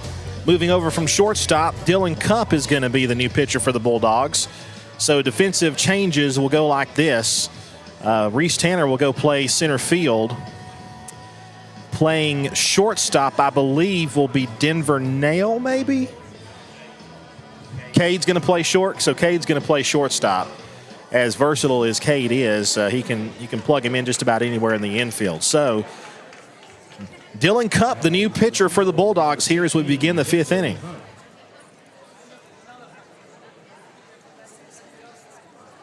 And the shortstop, J.J. Hunt, who made that unbelievable stab of the line drive to end the inning, will lead off here in the 5th.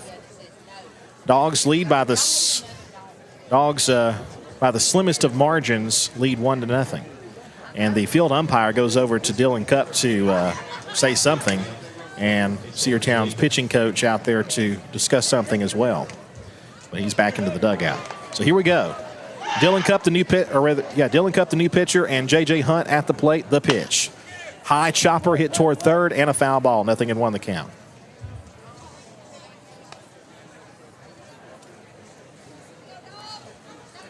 So Reese Tanner going 4 innings.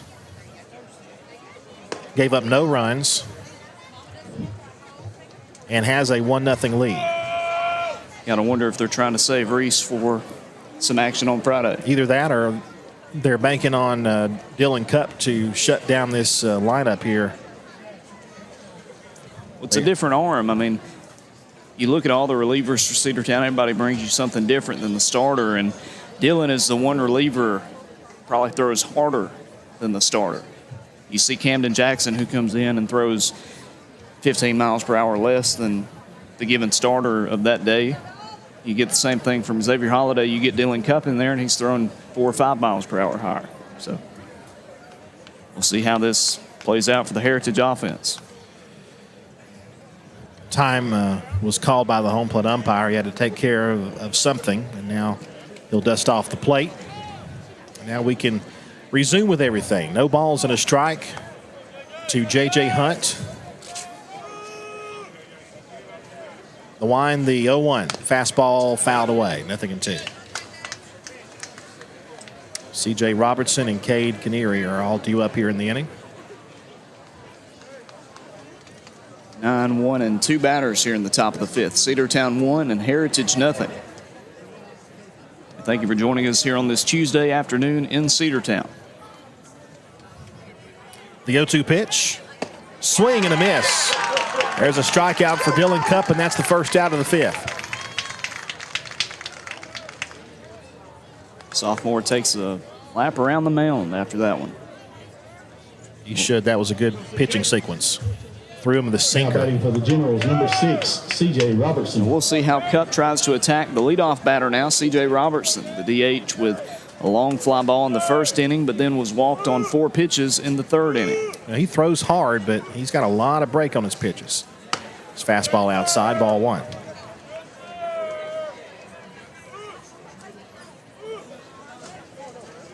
Top of the 5th, 1-0 lead for Cedartown. Fly ball, center field, pretty deep. But Reese Tanner is there. He'll make the catch in left center field for out number 2.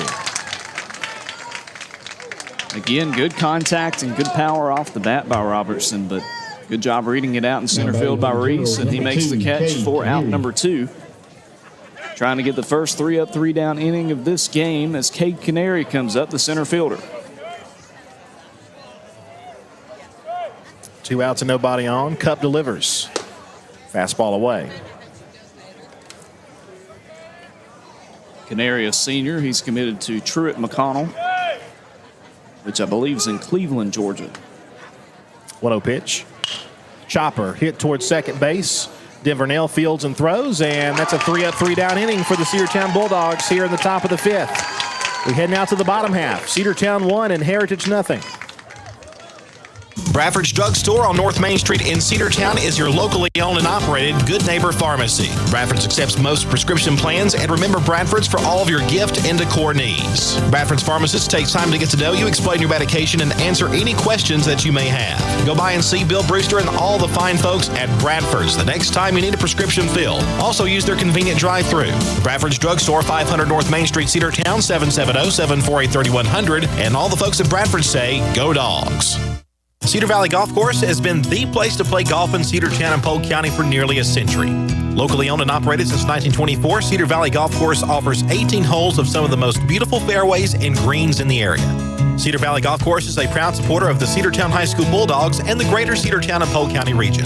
Call for tee time 770-748-9671. Located just south of Cedartown at 1811 Buchanan Highway. Cedartown's original golf course, Cedar Valley Golf Course. Cedartown High School baseball is on the Big AA.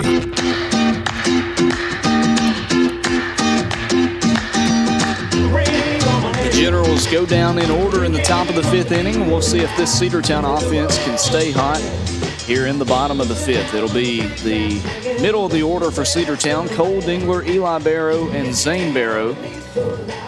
We'll see if they can get some hits off the starter for Heritage still out there. That's Zach Barrett.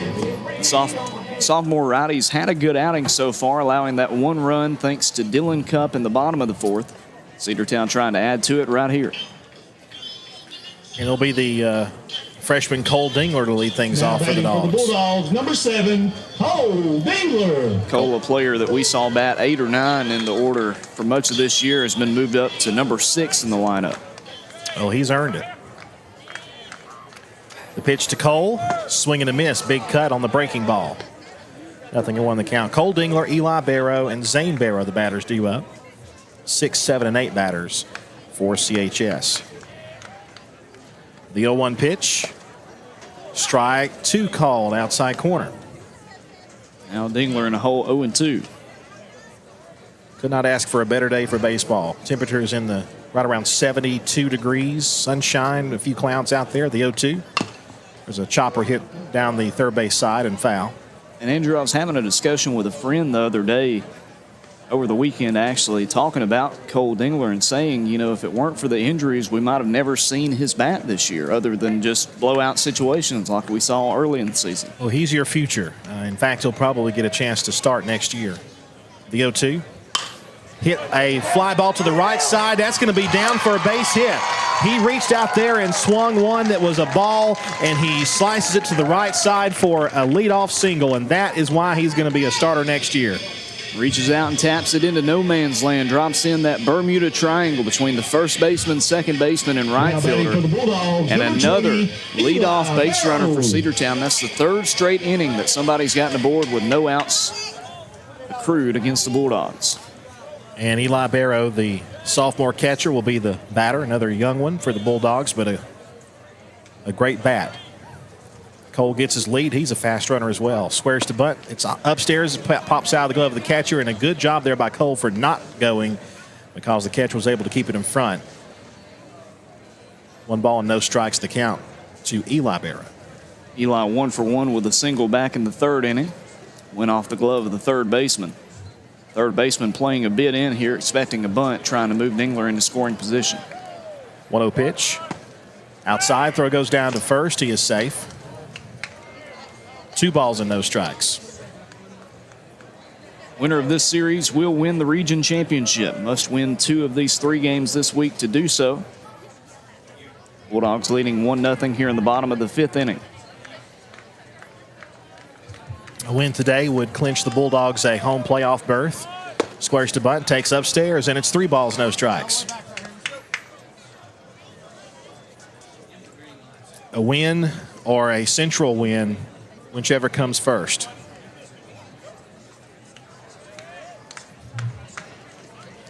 Cole gets his lead, 3-0 pitch down the middle for a called strike, 3-1.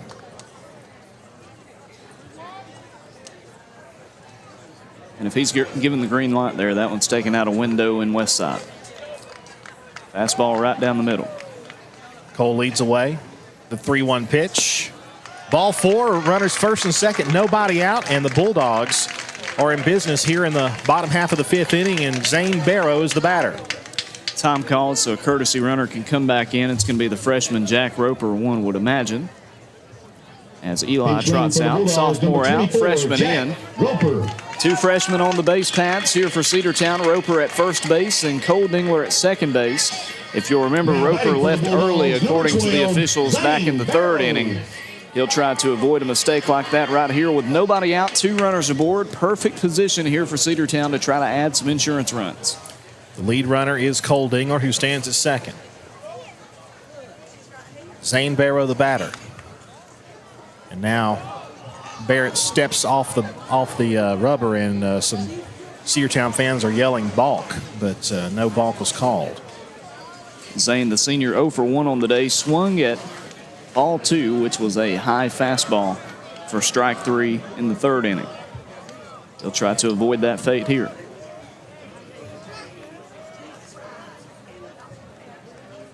The first pitch to Zane, squares to bunt. He went, says the home plate umpire, and he did. Strike 1, nothing, and 1 the count. Barrett, the pitcher, still pitching here in his 5th inning of work. He's allowed just 1 run on a couple of hits for Cedartown, a couple of walks.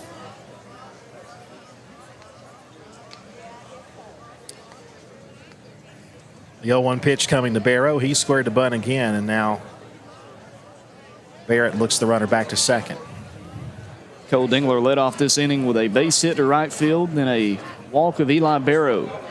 Put the courtesy runner Jack Roper aboard over at first base. In the outfield, they're pretty much playing him straight away. Squares to bunt again, takes outside. 1 ball and 1 strike to count. Xavier Holliday, the freshman DH, waiting on deck for Cedartown. 1 ball and 1 strike to count to Zane Barrow. Nobody out, 2 runners aboard. Cedartown 1 and Heritage nothing.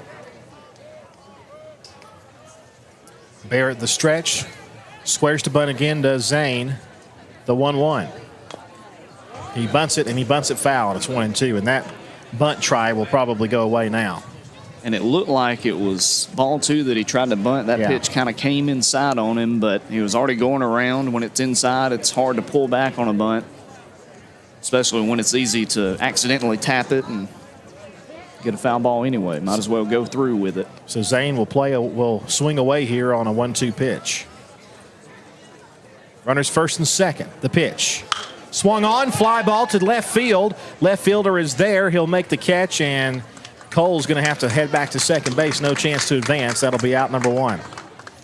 Hard struck ball that time for the senior, but as you mentioned, right to the left fielder. First out here in the 5th inning. Brings up the freshman, Xavier Holiday. Number 4, Xavier Holiday. Xavier 0 for 1 with a fly ball in the 3rd inning.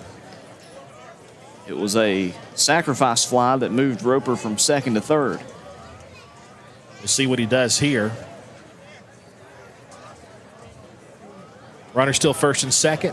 1 out now here in the 5th. The pitch. Outside, ball 1. Trying to get the curve that time against the number 9 batter in the order, but missing. Didn't get the break he was hoping for.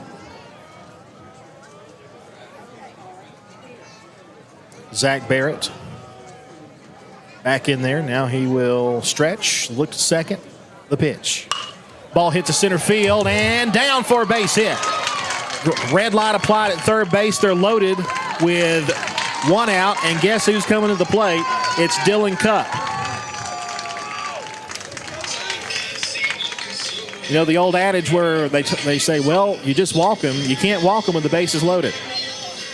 They might have a better outcome for Heritage, honestly, if they let him bat. We'll see how it goes. 1 out, a great bat, probably the best bat on the team coming up to the plate in that of the sophomore Dylan Cupp. At third base is Dingler, at second base is Roper, and at first base is Xavier Holiday. And we want to say what a great piece of hitting that was by Xavier Holiday. The freshman, again, swinging the bat's great. Bases full, 1 out. Cupp at the plate, the pitch. Inside, ball 1. Cupp at last time up at the plate, singled. Came home and scored on an infield hit by Kay Dingler. 1 for 2 on the day, a single and a ground out. 1-0 pitch on the way. Breaking ball and a strike. 1-1 the count now to the Mississippi State commit. By the way, I believe he was at Mississippi State last weekend, if I'm not mistaken. They played Ole Miss, Super Dog Weekend or something like that, I believe. So I would say the Egg Bowl of baseball. Pretty much. The 1-1 pitch. Instead, they will throw to second, safe. That is gutsy. Do the 180 throw down to second base, but if that ball gets into the outfield, I mean, it's a smart call. It's 2-0 at least. It's a smart call trying to pick on the freshman over there at second base. Roper back in time, but a gutsy call. 1 ball and 1 strike. Barrett with a pitch. Breaking ball almost hit him inside. 2 balls, 1 strike.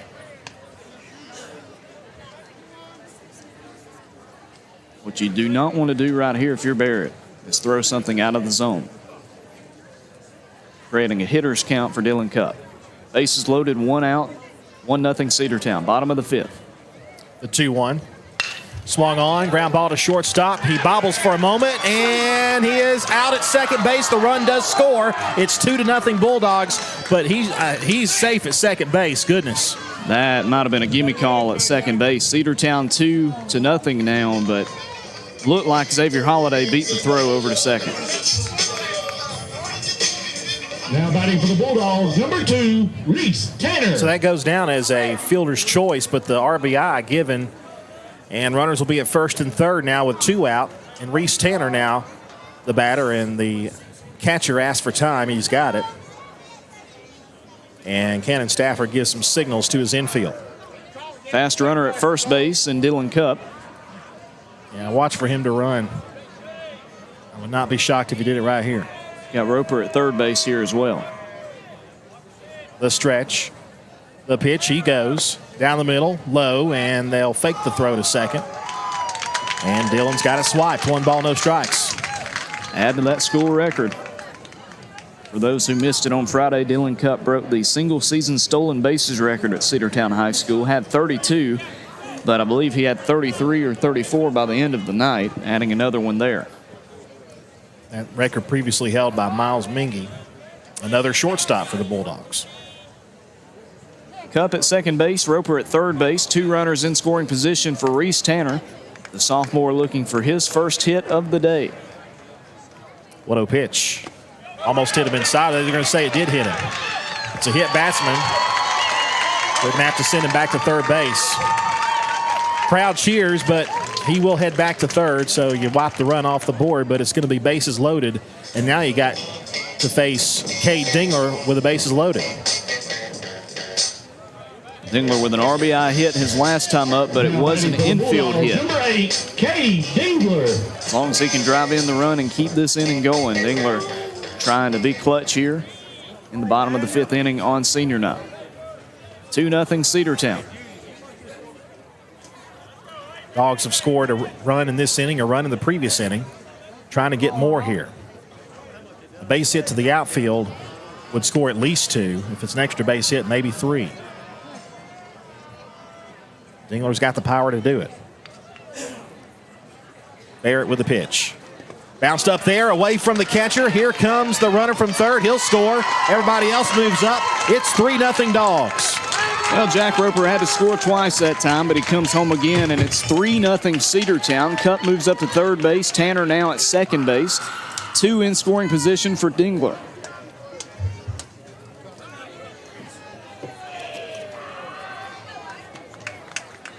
And time called as it's going to be a meeting on the mound, and we'll see if a change is going to be made for Heritage. Do want to shout out the coaching staffs for either side, starting out with the Generals. They are coached by head coach Eric Beagles, assistant coach David Dinger, Cody Lones, and Stephen Gaylor. Bulldogs are coached by head coach Kevin Johnson, assistant coaches Austin Pope, Josh Davenport, Jeff Dingler, Dustin Little, and Ryan Evans. Yep. So you got all of them covered.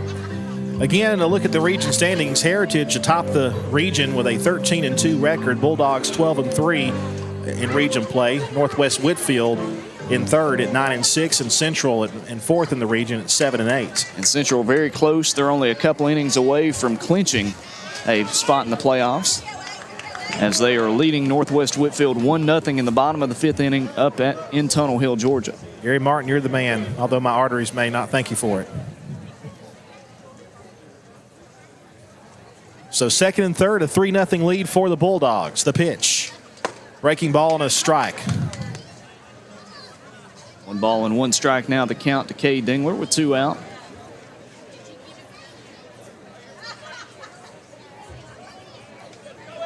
Corbin Gazort, the third baseman, the senior third baseman, on deck.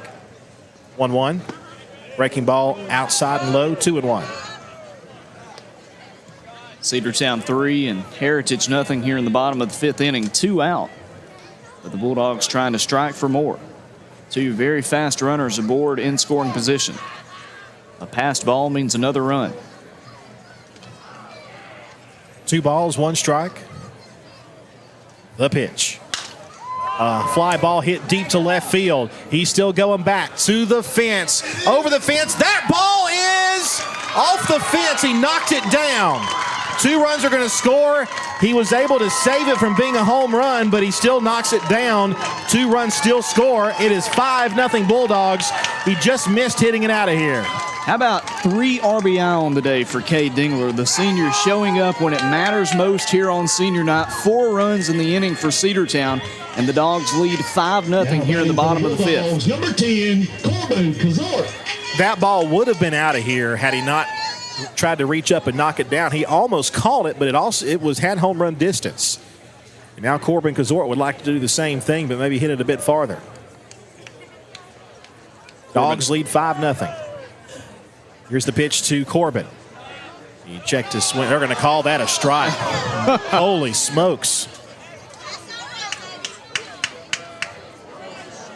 And Corbin asking, did he go around, and the home plate umpire nods his head, so they're going to say he went on that one. Either way, that's Tough. That's tough. Yeah, that's a good word to put it. Here's the 0-1. Fastball right down the middle for a strike. It's 0-2. Look for Barrett to go off speed with a lot of movement right here. Probably come inside with the pitch that looks like it may hit Kazort. Dingler at second base, 5-0 Cedartown.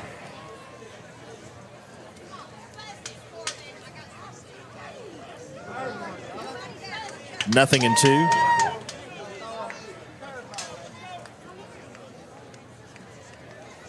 Barrett checks the runner at second. The pitch. Fastball outside. He went out of the zone on the other side there. 1 ball and 2 strikes. And a good stop by the catcher, Cannon Stafford, that time. If he lets that one get past him, it's going to be easy going for Kay Dingler over to third base.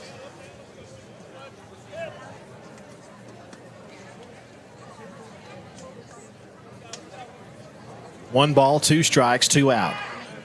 Now Barrett will look the runner back to second base. Kay Dingler, as we mentioned before, with the 2-run double. Already 3 runs batted in this game. 1 ball and 2 strikes the count to Corbin Kazort, the third baseman. The 1-2. Breaking ball low and away. Good take, 2-2. And we mentioned it this year. Corbin has really impressed us with his plate discipline, how much he's improved this season. Definitely. We saw him a lot of times in his sophomore and junior year swing at pitches that dive low at the end, read it off the pitch that time. The 2-2 pitch. Breaking ball, strike 3 call on the pitch that was in the dirt. And the side is retired. Corbin is shaking his head, and I hope he didn't say anything. He turns his head one last time and heads to the dugout.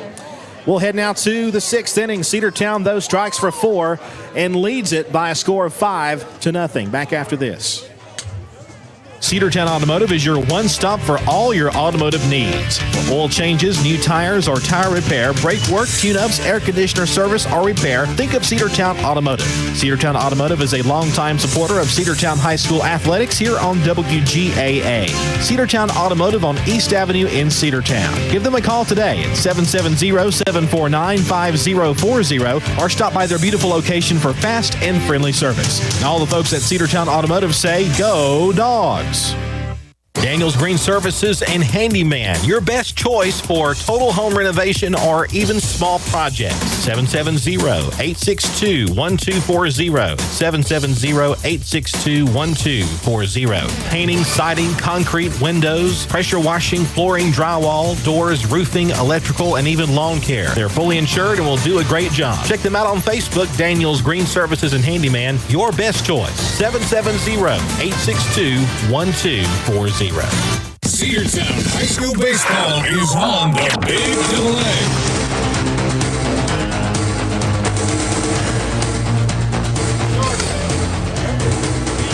Cedartown strikes for 4 runs in the bottom of the 5th inning. They lead at 5-0.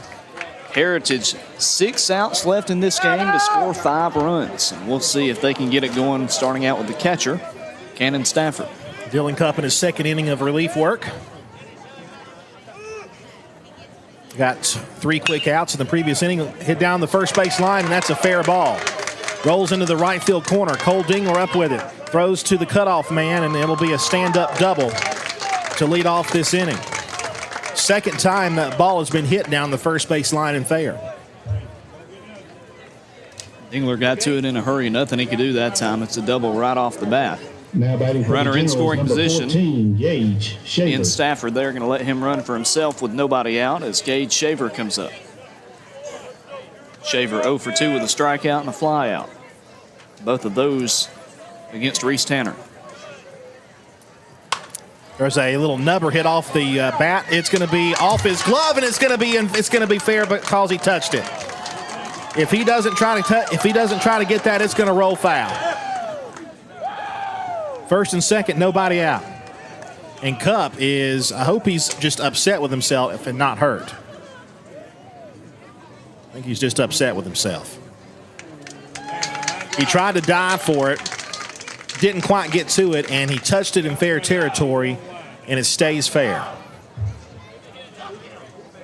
Cedartown fortunate the runner at second base doesn't try to go to third that time when it pops away from Cupp's glove, because just holds them to runners at first and second with nobody out. The only play to get the out would have been if Cup caught it on a dive, because if it lands in fair territory and bounces to him, the outfielder Shaver is going to be safe at first by a mile.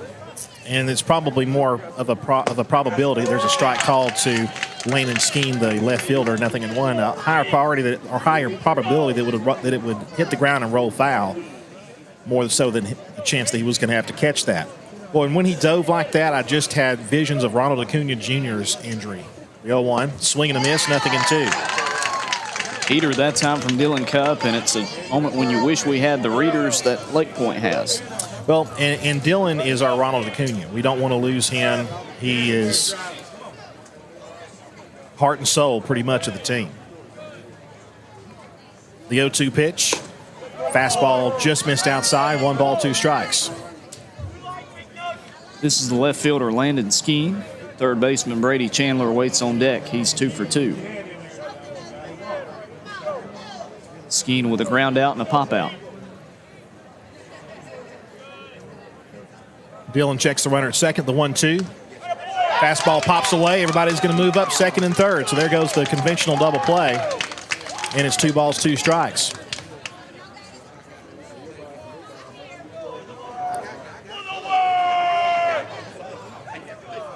Cedartown on top, 5-0 here in the top of the 6th inning, but Heritage trying to get something going. Nobody out, 2 runners in scoring position. Dylan is not the normal guy to go more than 1 inning, so here's the 2-2. Foul tipped, strikeout, 1 away. Second strikeout thrown by Dylan Cup. 6th K thrown by Cedartown pitching today, and that brings up Brady Chandler now. Now batting for the Generals, number 7, Brady Chandler. Chandler singled in the 2nd inning to break up the no-no and singled again in the 4th inning. He got all the way to third base before that final out was retired. Here's the pitch to him. Fastball away, 1 ball and no strikes.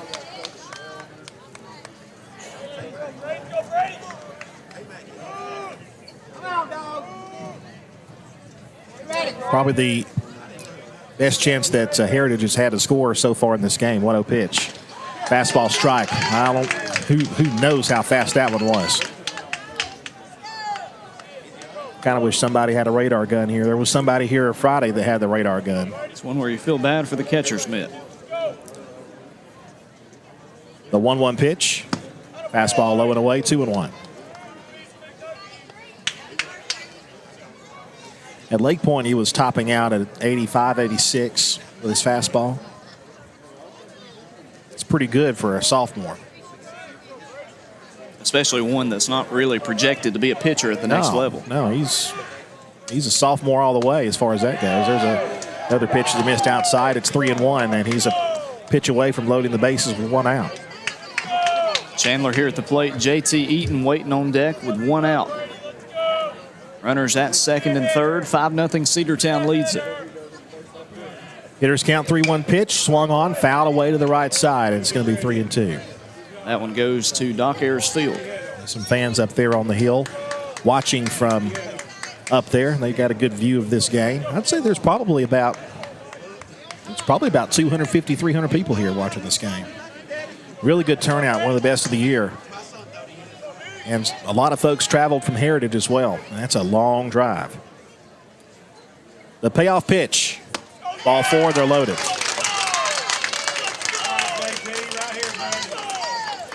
Coach Evans out of the dugout to have a little talk with Dylan Cup here. JT Eaton coming up to the plate, 1 for 2 on the day, a strikeout, but he did have that ground rule double his last time up.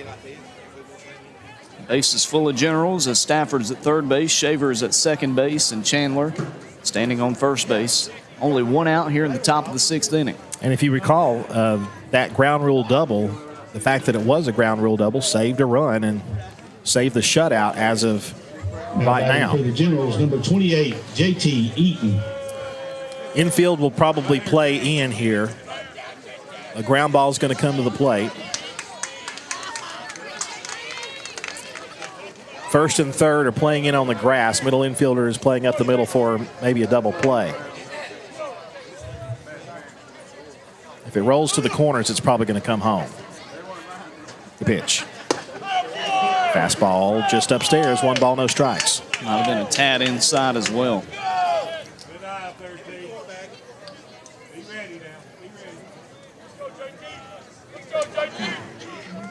Cup gets the sign. 1-0 pitch. There's a fastball strike over the outside corner. 1 ball, 1 strike. Reared back and threw that one as fast as he could, right on the edge of the zone. Got the call. I guess with Dylan's style of pitching, he probably doesn't induce a ton of ground balls because he's mainly a fastball and a changeup kind of pitcher. 1-1 is a tapper. That'll get the out at home. The throw to first is going to be away from the bag at first. 1 run's going to score. They only get 1 out. The throw from the plate to first base bounced up and bounced away from Zane Barrow, and there goes the shutout. It's 5-1. The other runner moves up to third base now, 2 out. That is the important thing. The out is recorded if you're the Cedartown Bulldogs.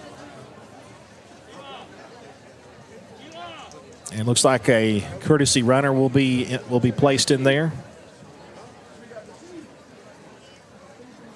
Or a pinch runner. Would assume it'd be a pinch runner coming in for Eaton, the first baseman. Yeah.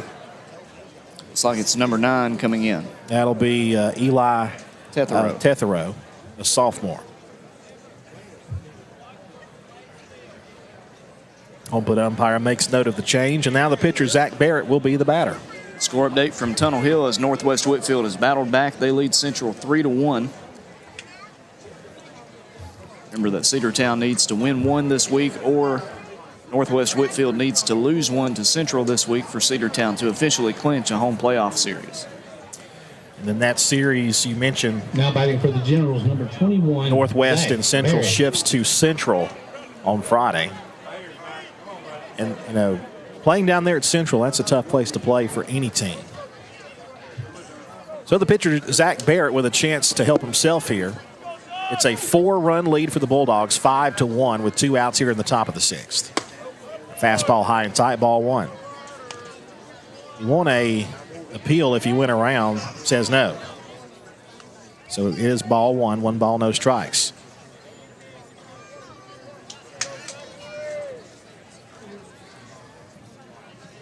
The pitch. Hit to the right side. Cole Dingler there, makes the catch. Inning over. 1 run scores for the Heritage Generals, but 2 left. We head now to the bottom half of the 6th. Cedartown 5 and Heritage 1. Rocky and Patty Tillery, 2 Cedartown High School graduates, and they stayed right here in the county and went into business. They employ right at 100 people, and they've been doing that for a long time. Most of their work is from out of the county, but they want to push our youngsters here, no matter what they're doing, Little League, Pony League, high school baseball, basketball, football, and soccer, and that's Polk County Public Service. They appreciate serving you.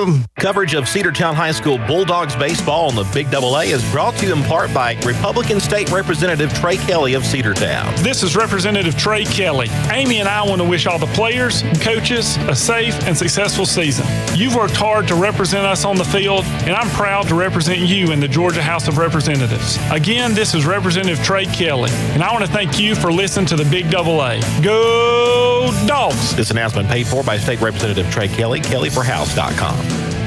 Cedartown High School Baseball is on the Big AA.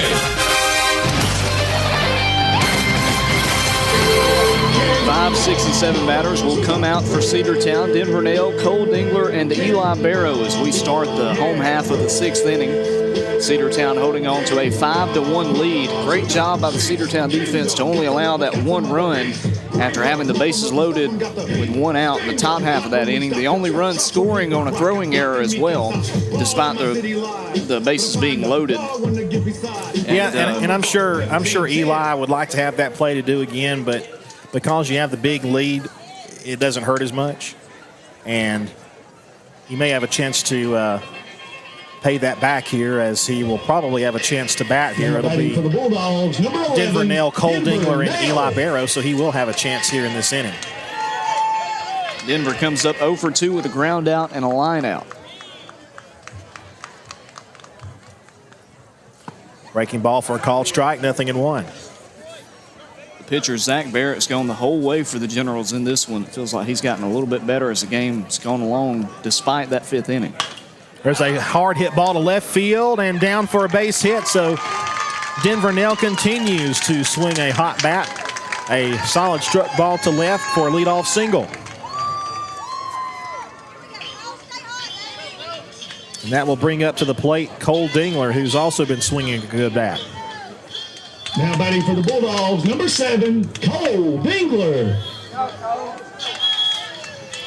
Dingler coming up 1 for 2 on the day, a single last inning, and came around to score. Denver with his lead over at first base, the stretch and the pitch. Squares to bunt, puts one down, a perfect bunt right in front of the plate. The throw goes to first, they got him. And over to second is Denver Nell, 1 out, and the bunt is successful there by Cole Dingler. Now Eli Barrow. Eli's reached both times. He singled in the 3rd inning, walked last inning. Now batting for the Bulldogs, number 20, Eli Barrow. Courtesy runner Jack Roper came home and scored later in the inning. Cedartown 5 and Heritage 1, but the makeup run for allowing that run in the top half of this inning stands at second base. 1 away here in the home half of the 6th. The pitch. Breaking ball outside, 1 ball, no strikes. This series shifts north to Heritage on Friday for the last 2 of this 3-game series on the twin bill at the end of the week. 1 ball and no strikes. Runner at second base. Now time called as Barrett was looking at the runner at second base. 1 out here in the bottom of the 6th. Cedartown up by 4 runs. 1-0 pitch about to be made. And here it comes. Big cut and a miss. He didn't get it. 1-1. If it's a fastball, it's gone. Came off speed that time and fooled him. Cedartown 5, Heritage 1 here in the bottom of the 6th with 1 out. Leadoff base hit by Denver Nell. He's moved over with the bunt to second base. Now Eli calls time at the plate. Bulldogs trying to get their 18th win of the year in this one, trying to improve to 13-3 if they can get this one. Heritage, on the other hand, trying to get their 22nd win of the year. They'll try to pick the runner off at second. He'll slide back in safely. Throw goes over there. Denver back in.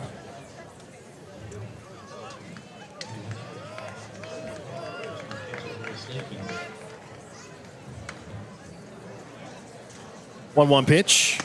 Breaking ball away, 2-1. Zane Barrow, the senior, waiting on deck with 1 out. Trying to see if his younger brother Eli can get aboard and preserve the 1 out this inning. More importantly, trying to move Nail a little bit closer. The stretch, the 2-1 pitch. Almost hit him inside, 3-1. As close as Barrett's gotten in this game. I think just 1 hit by pitch, and that was Reese Tanner last inning. He's gotten very close multiple times. Hitters count now for the big bat of Eli Barrow. We'll see what he does with it. Denver Nell at second base leads away. 1 away, bottom half of the 6th inning, a 5-1 lead for Cedartown.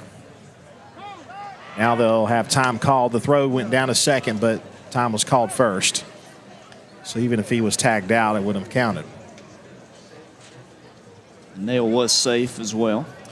Eli is trying to take control of this, of the sequence and rhythm of this at bat, and he's done that by calling time a few times. 3-1 pitch. Swing and a miss, 3-2. Reached out and offered it ball 4 that time, I'm afraid. Low and outside, Eli offers at it, works it full now. Yeah, I'm afraid you're correct on that. A payoff pitch due to the sophomore. Zach Barrett, himself also a sophomore. Checks the runner, 3-2 pitch. Breaking ball swung on a miss. It's in the dirt, and they will apply the tag as he runs by, and that'll be out number 2. So Eli Barrow, victim of a swinging strikeout. That'll bring up his older brother, Zane Barrow. 4th strikeout thrown by Barrett in this game. Bulldogs, number 12, Zane Barrow. Check that 3rd strikeout. Brings up Zane now. He's 0 for 2 with a strikeout and a flyout.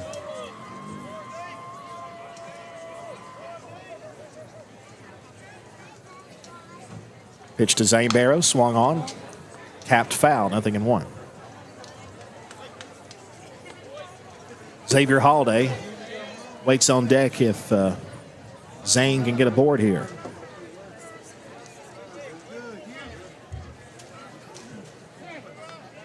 Cedartown with a 4-run lead, 5-1.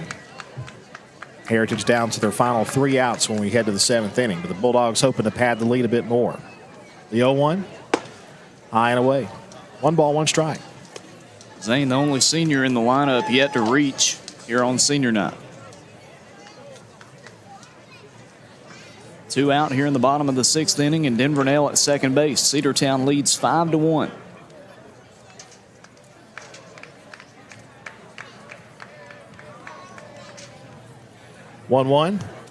And he'll take one between the numbers. That's one thing he has done a lot this year, and it's get hit by pitches. You're absolutely right. 2 runners aboard now for Xavier Holiday. And if you're Heritage, this is not what you want, because Xavier Holiday has had a good hit today, too, and just like Cole Dingler did, he could reach out of the zone and slap one into the outfield for a base hit. Now batting for the Bulldogs, number 4, We've seen him do it this year. We'll see if the freshman's maybe starting to figure out Barrett a little bit. What you really don't want to do is allow Holiday to reach and then have Dylan Cupp come back up. Yeah, that's what happened the last time. It was what made the 5th inning a big inning for the Bulldogs was walking the bases loaded. And Barrett in danger of doing that here. And now the head coach for the Generals is out of the dugout to have a discussion with the home plate umpire. I don't know if he's going to make a change here.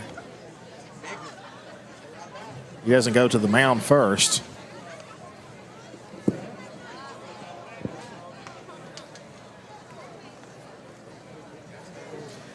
He might have been, was he summoned over there to home plate? I couldn't tell. It might have been to see maybe somebody was out of the dugout, leaning on the dugout, something like that. Who knows? Anyway, we're back to it. Xavier Holiday yet to be pitched to in this at-bat. Runners at first and second with 2 out. Bottom of the 6th, the pitch. Just missed outside, ball 1.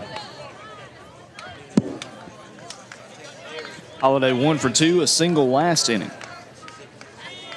That base hit loaded the bases. Can he do the same here or drive in a run with 2 out? Here's the 1-0 pitch to Xavier. Chopper hit towards second base. 3 hops, throw to first. Got him. The inning is over. We head now to the 7th, 3 outs away from a home playoff berth. Cedartown with a 5-1 lead. We'll return after this.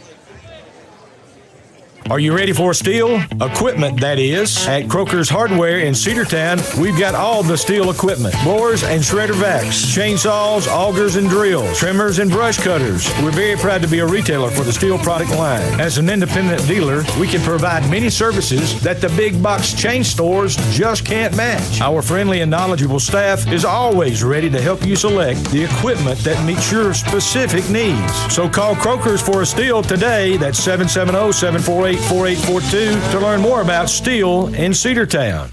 One of the pillars of a strong community is knowing your neighbors. We believe it's important to know your neighbor. To know that the person down the street selling you your car is the person you'll see grilling with you at the block party. It's important to be a part of a community, and Peach State Ford is proud to be a part of historic Cedartown, Rockmart, and Rome. And even prouder to be rated one of the best in the country in customer service.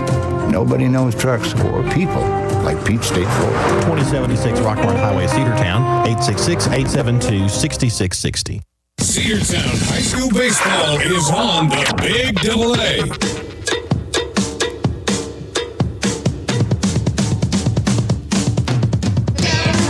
9-1-2 batter runners will come to the plate for Heritage. The Generals down to their final 3 outs here in the top of the 7th inning, and they will face Dylan Cupp, the sophomore right-handed pitcher committed to Mississippi State.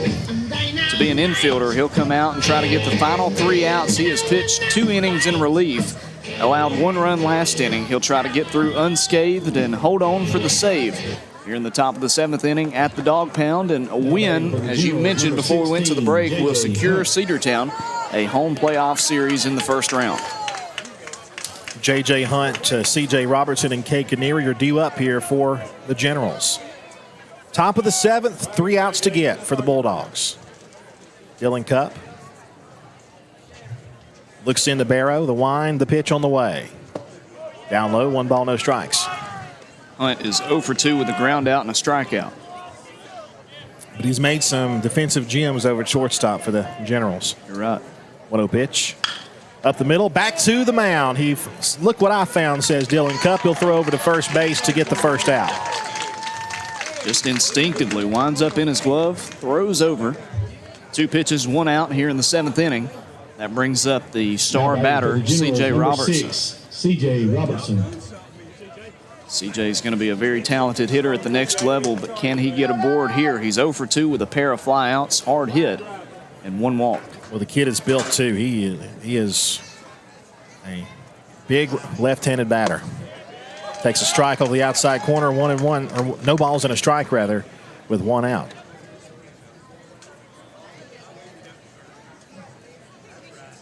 Cupp is in his I'm working fast motion here. There's a ball sliced to center field, and here comes the center fielder, Reese Tanner, who was the starting pitcher, makes the squeeze, and the Dogs are 1 out away. Cedartown has not hosted a playoff series since 2016, Andrew. 1 out away from securing it. Number 2, Kay Kinneary. That was the year the Bulldogs went to the Final Four. They won the region championship that year also. The pitch. Fastball, strike call. Kinneary, the center fielder, 0 for 3 on the day. 2 ground outs and a pop out. The center fielder also committed. 0-1. Fouled away, and now it's a strike away. No balls and 2 strikes and 2 out.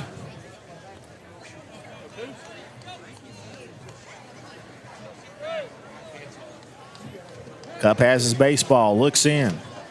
No balls, 2 strikes, 2 outs, top of the 7th, 5-1 lead. The pitch. Fouled back, just stays alive.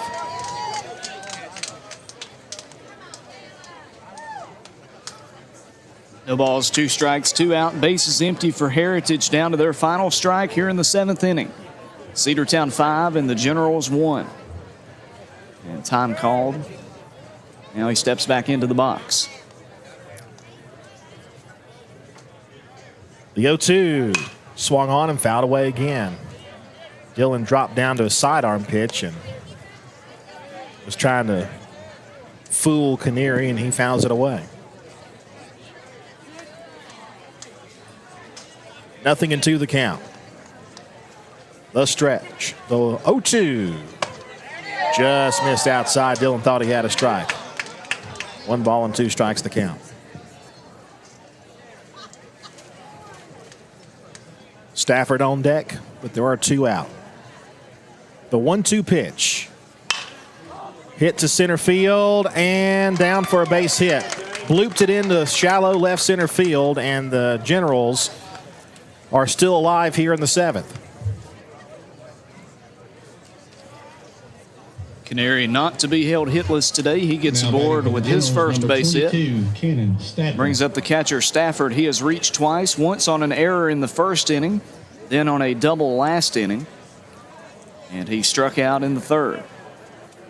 He's trying to keep this game going in the top of the 7th. Cedartown 5 and Heritage 1. Bulldogs 1 out away from clinching that home playoff series. The pitch. Chopper hit toward 3rd and foul.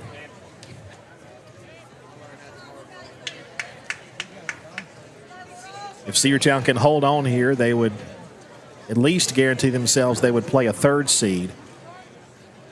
Not only that, win this one, you feel a lot better about Friday. No doubt about it.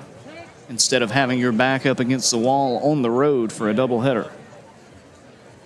The 0-1 pitch. Swing and a miss, and it's 0-2. Heritage again down to their final strike here in the 7th. Cannon Stafford, the catcher, at bat. Runner at first base is Canary. Dylan Cupp pitching. The 0-2 just missed away. 1 ball and 2 strikes.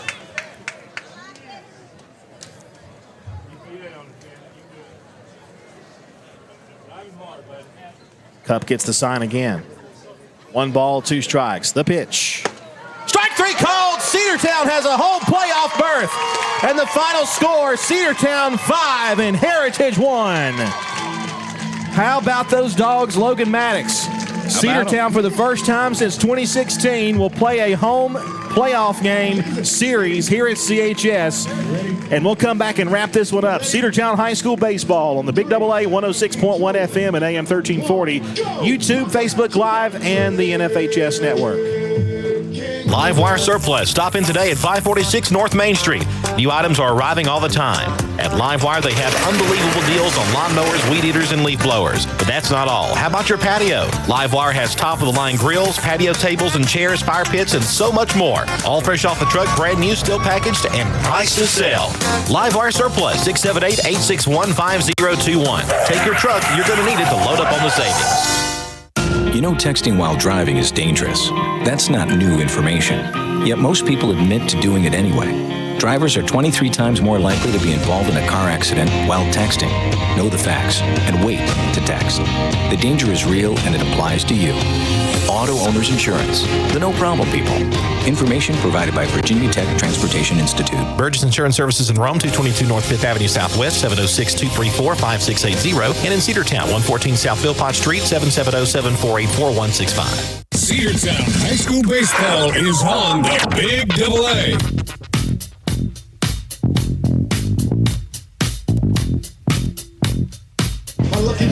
And we're back. The final score, Cedartown wins it 5-1. And the line goes like this for the Cedartown Bulldogs. 5 runs, 6 hits, only 1 error in the game. And they had 1 more error than the Bulldogs did. And we mentioned before, whoever makes the least amount of mistakes is going to win this game. And the Bulldogs edged them by 1 in that category. 5 runs, 6 hits, 1 run for the 5 runs, 6 hits, 1 error for the Bulldogs. For Heritage, 1 run, 6 hits, and 2 errors. And batting for the Bulldogs, Dylan Cupp today had a base hit. He was 1 for 3 with an RBI. Reese Tanner 0 for 2. He did score a run, though, as he reached on I believe he reached on an error. He did score 1 run. Cade Dingler 1 for 3 with a single. 3 RBIs for the senior.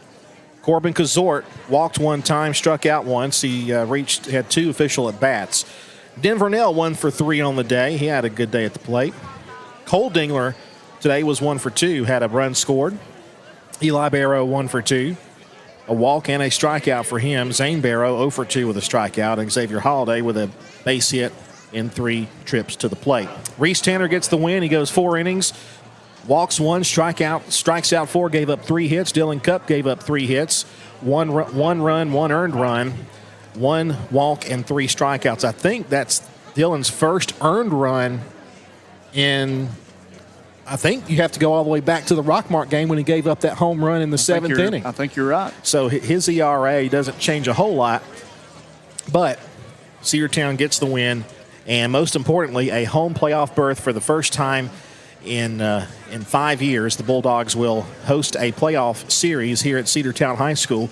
And Logan, a chance to win the region championship on the road at Heritage Catoosa this Friday. Well, things are looking up for the Bulldogs, and it's going to be an exciting finish. It's going to be tough. It's not going to be easy going on the road and beating that team because they brought it today. But if you thought they brought it today, get locked in for Friday because they're at home. That's their house. It's going to feel different. It's their senior night.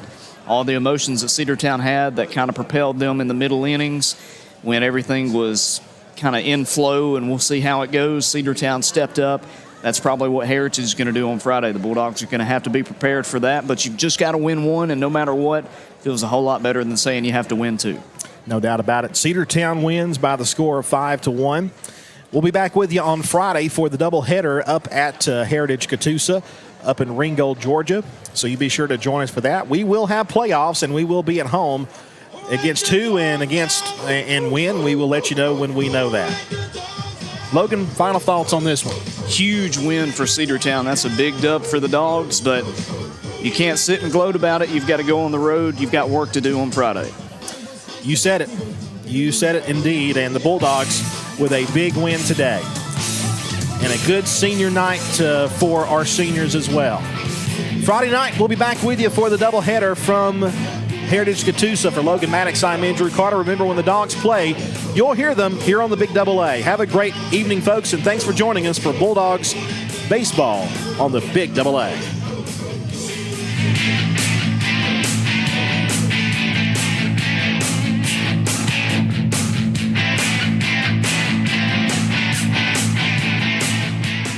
W291 TS Cedartown. Your home for the Cedartown High School Bulldogs. AM 1340 and now 106.1 FM WGAA. The Big Double A.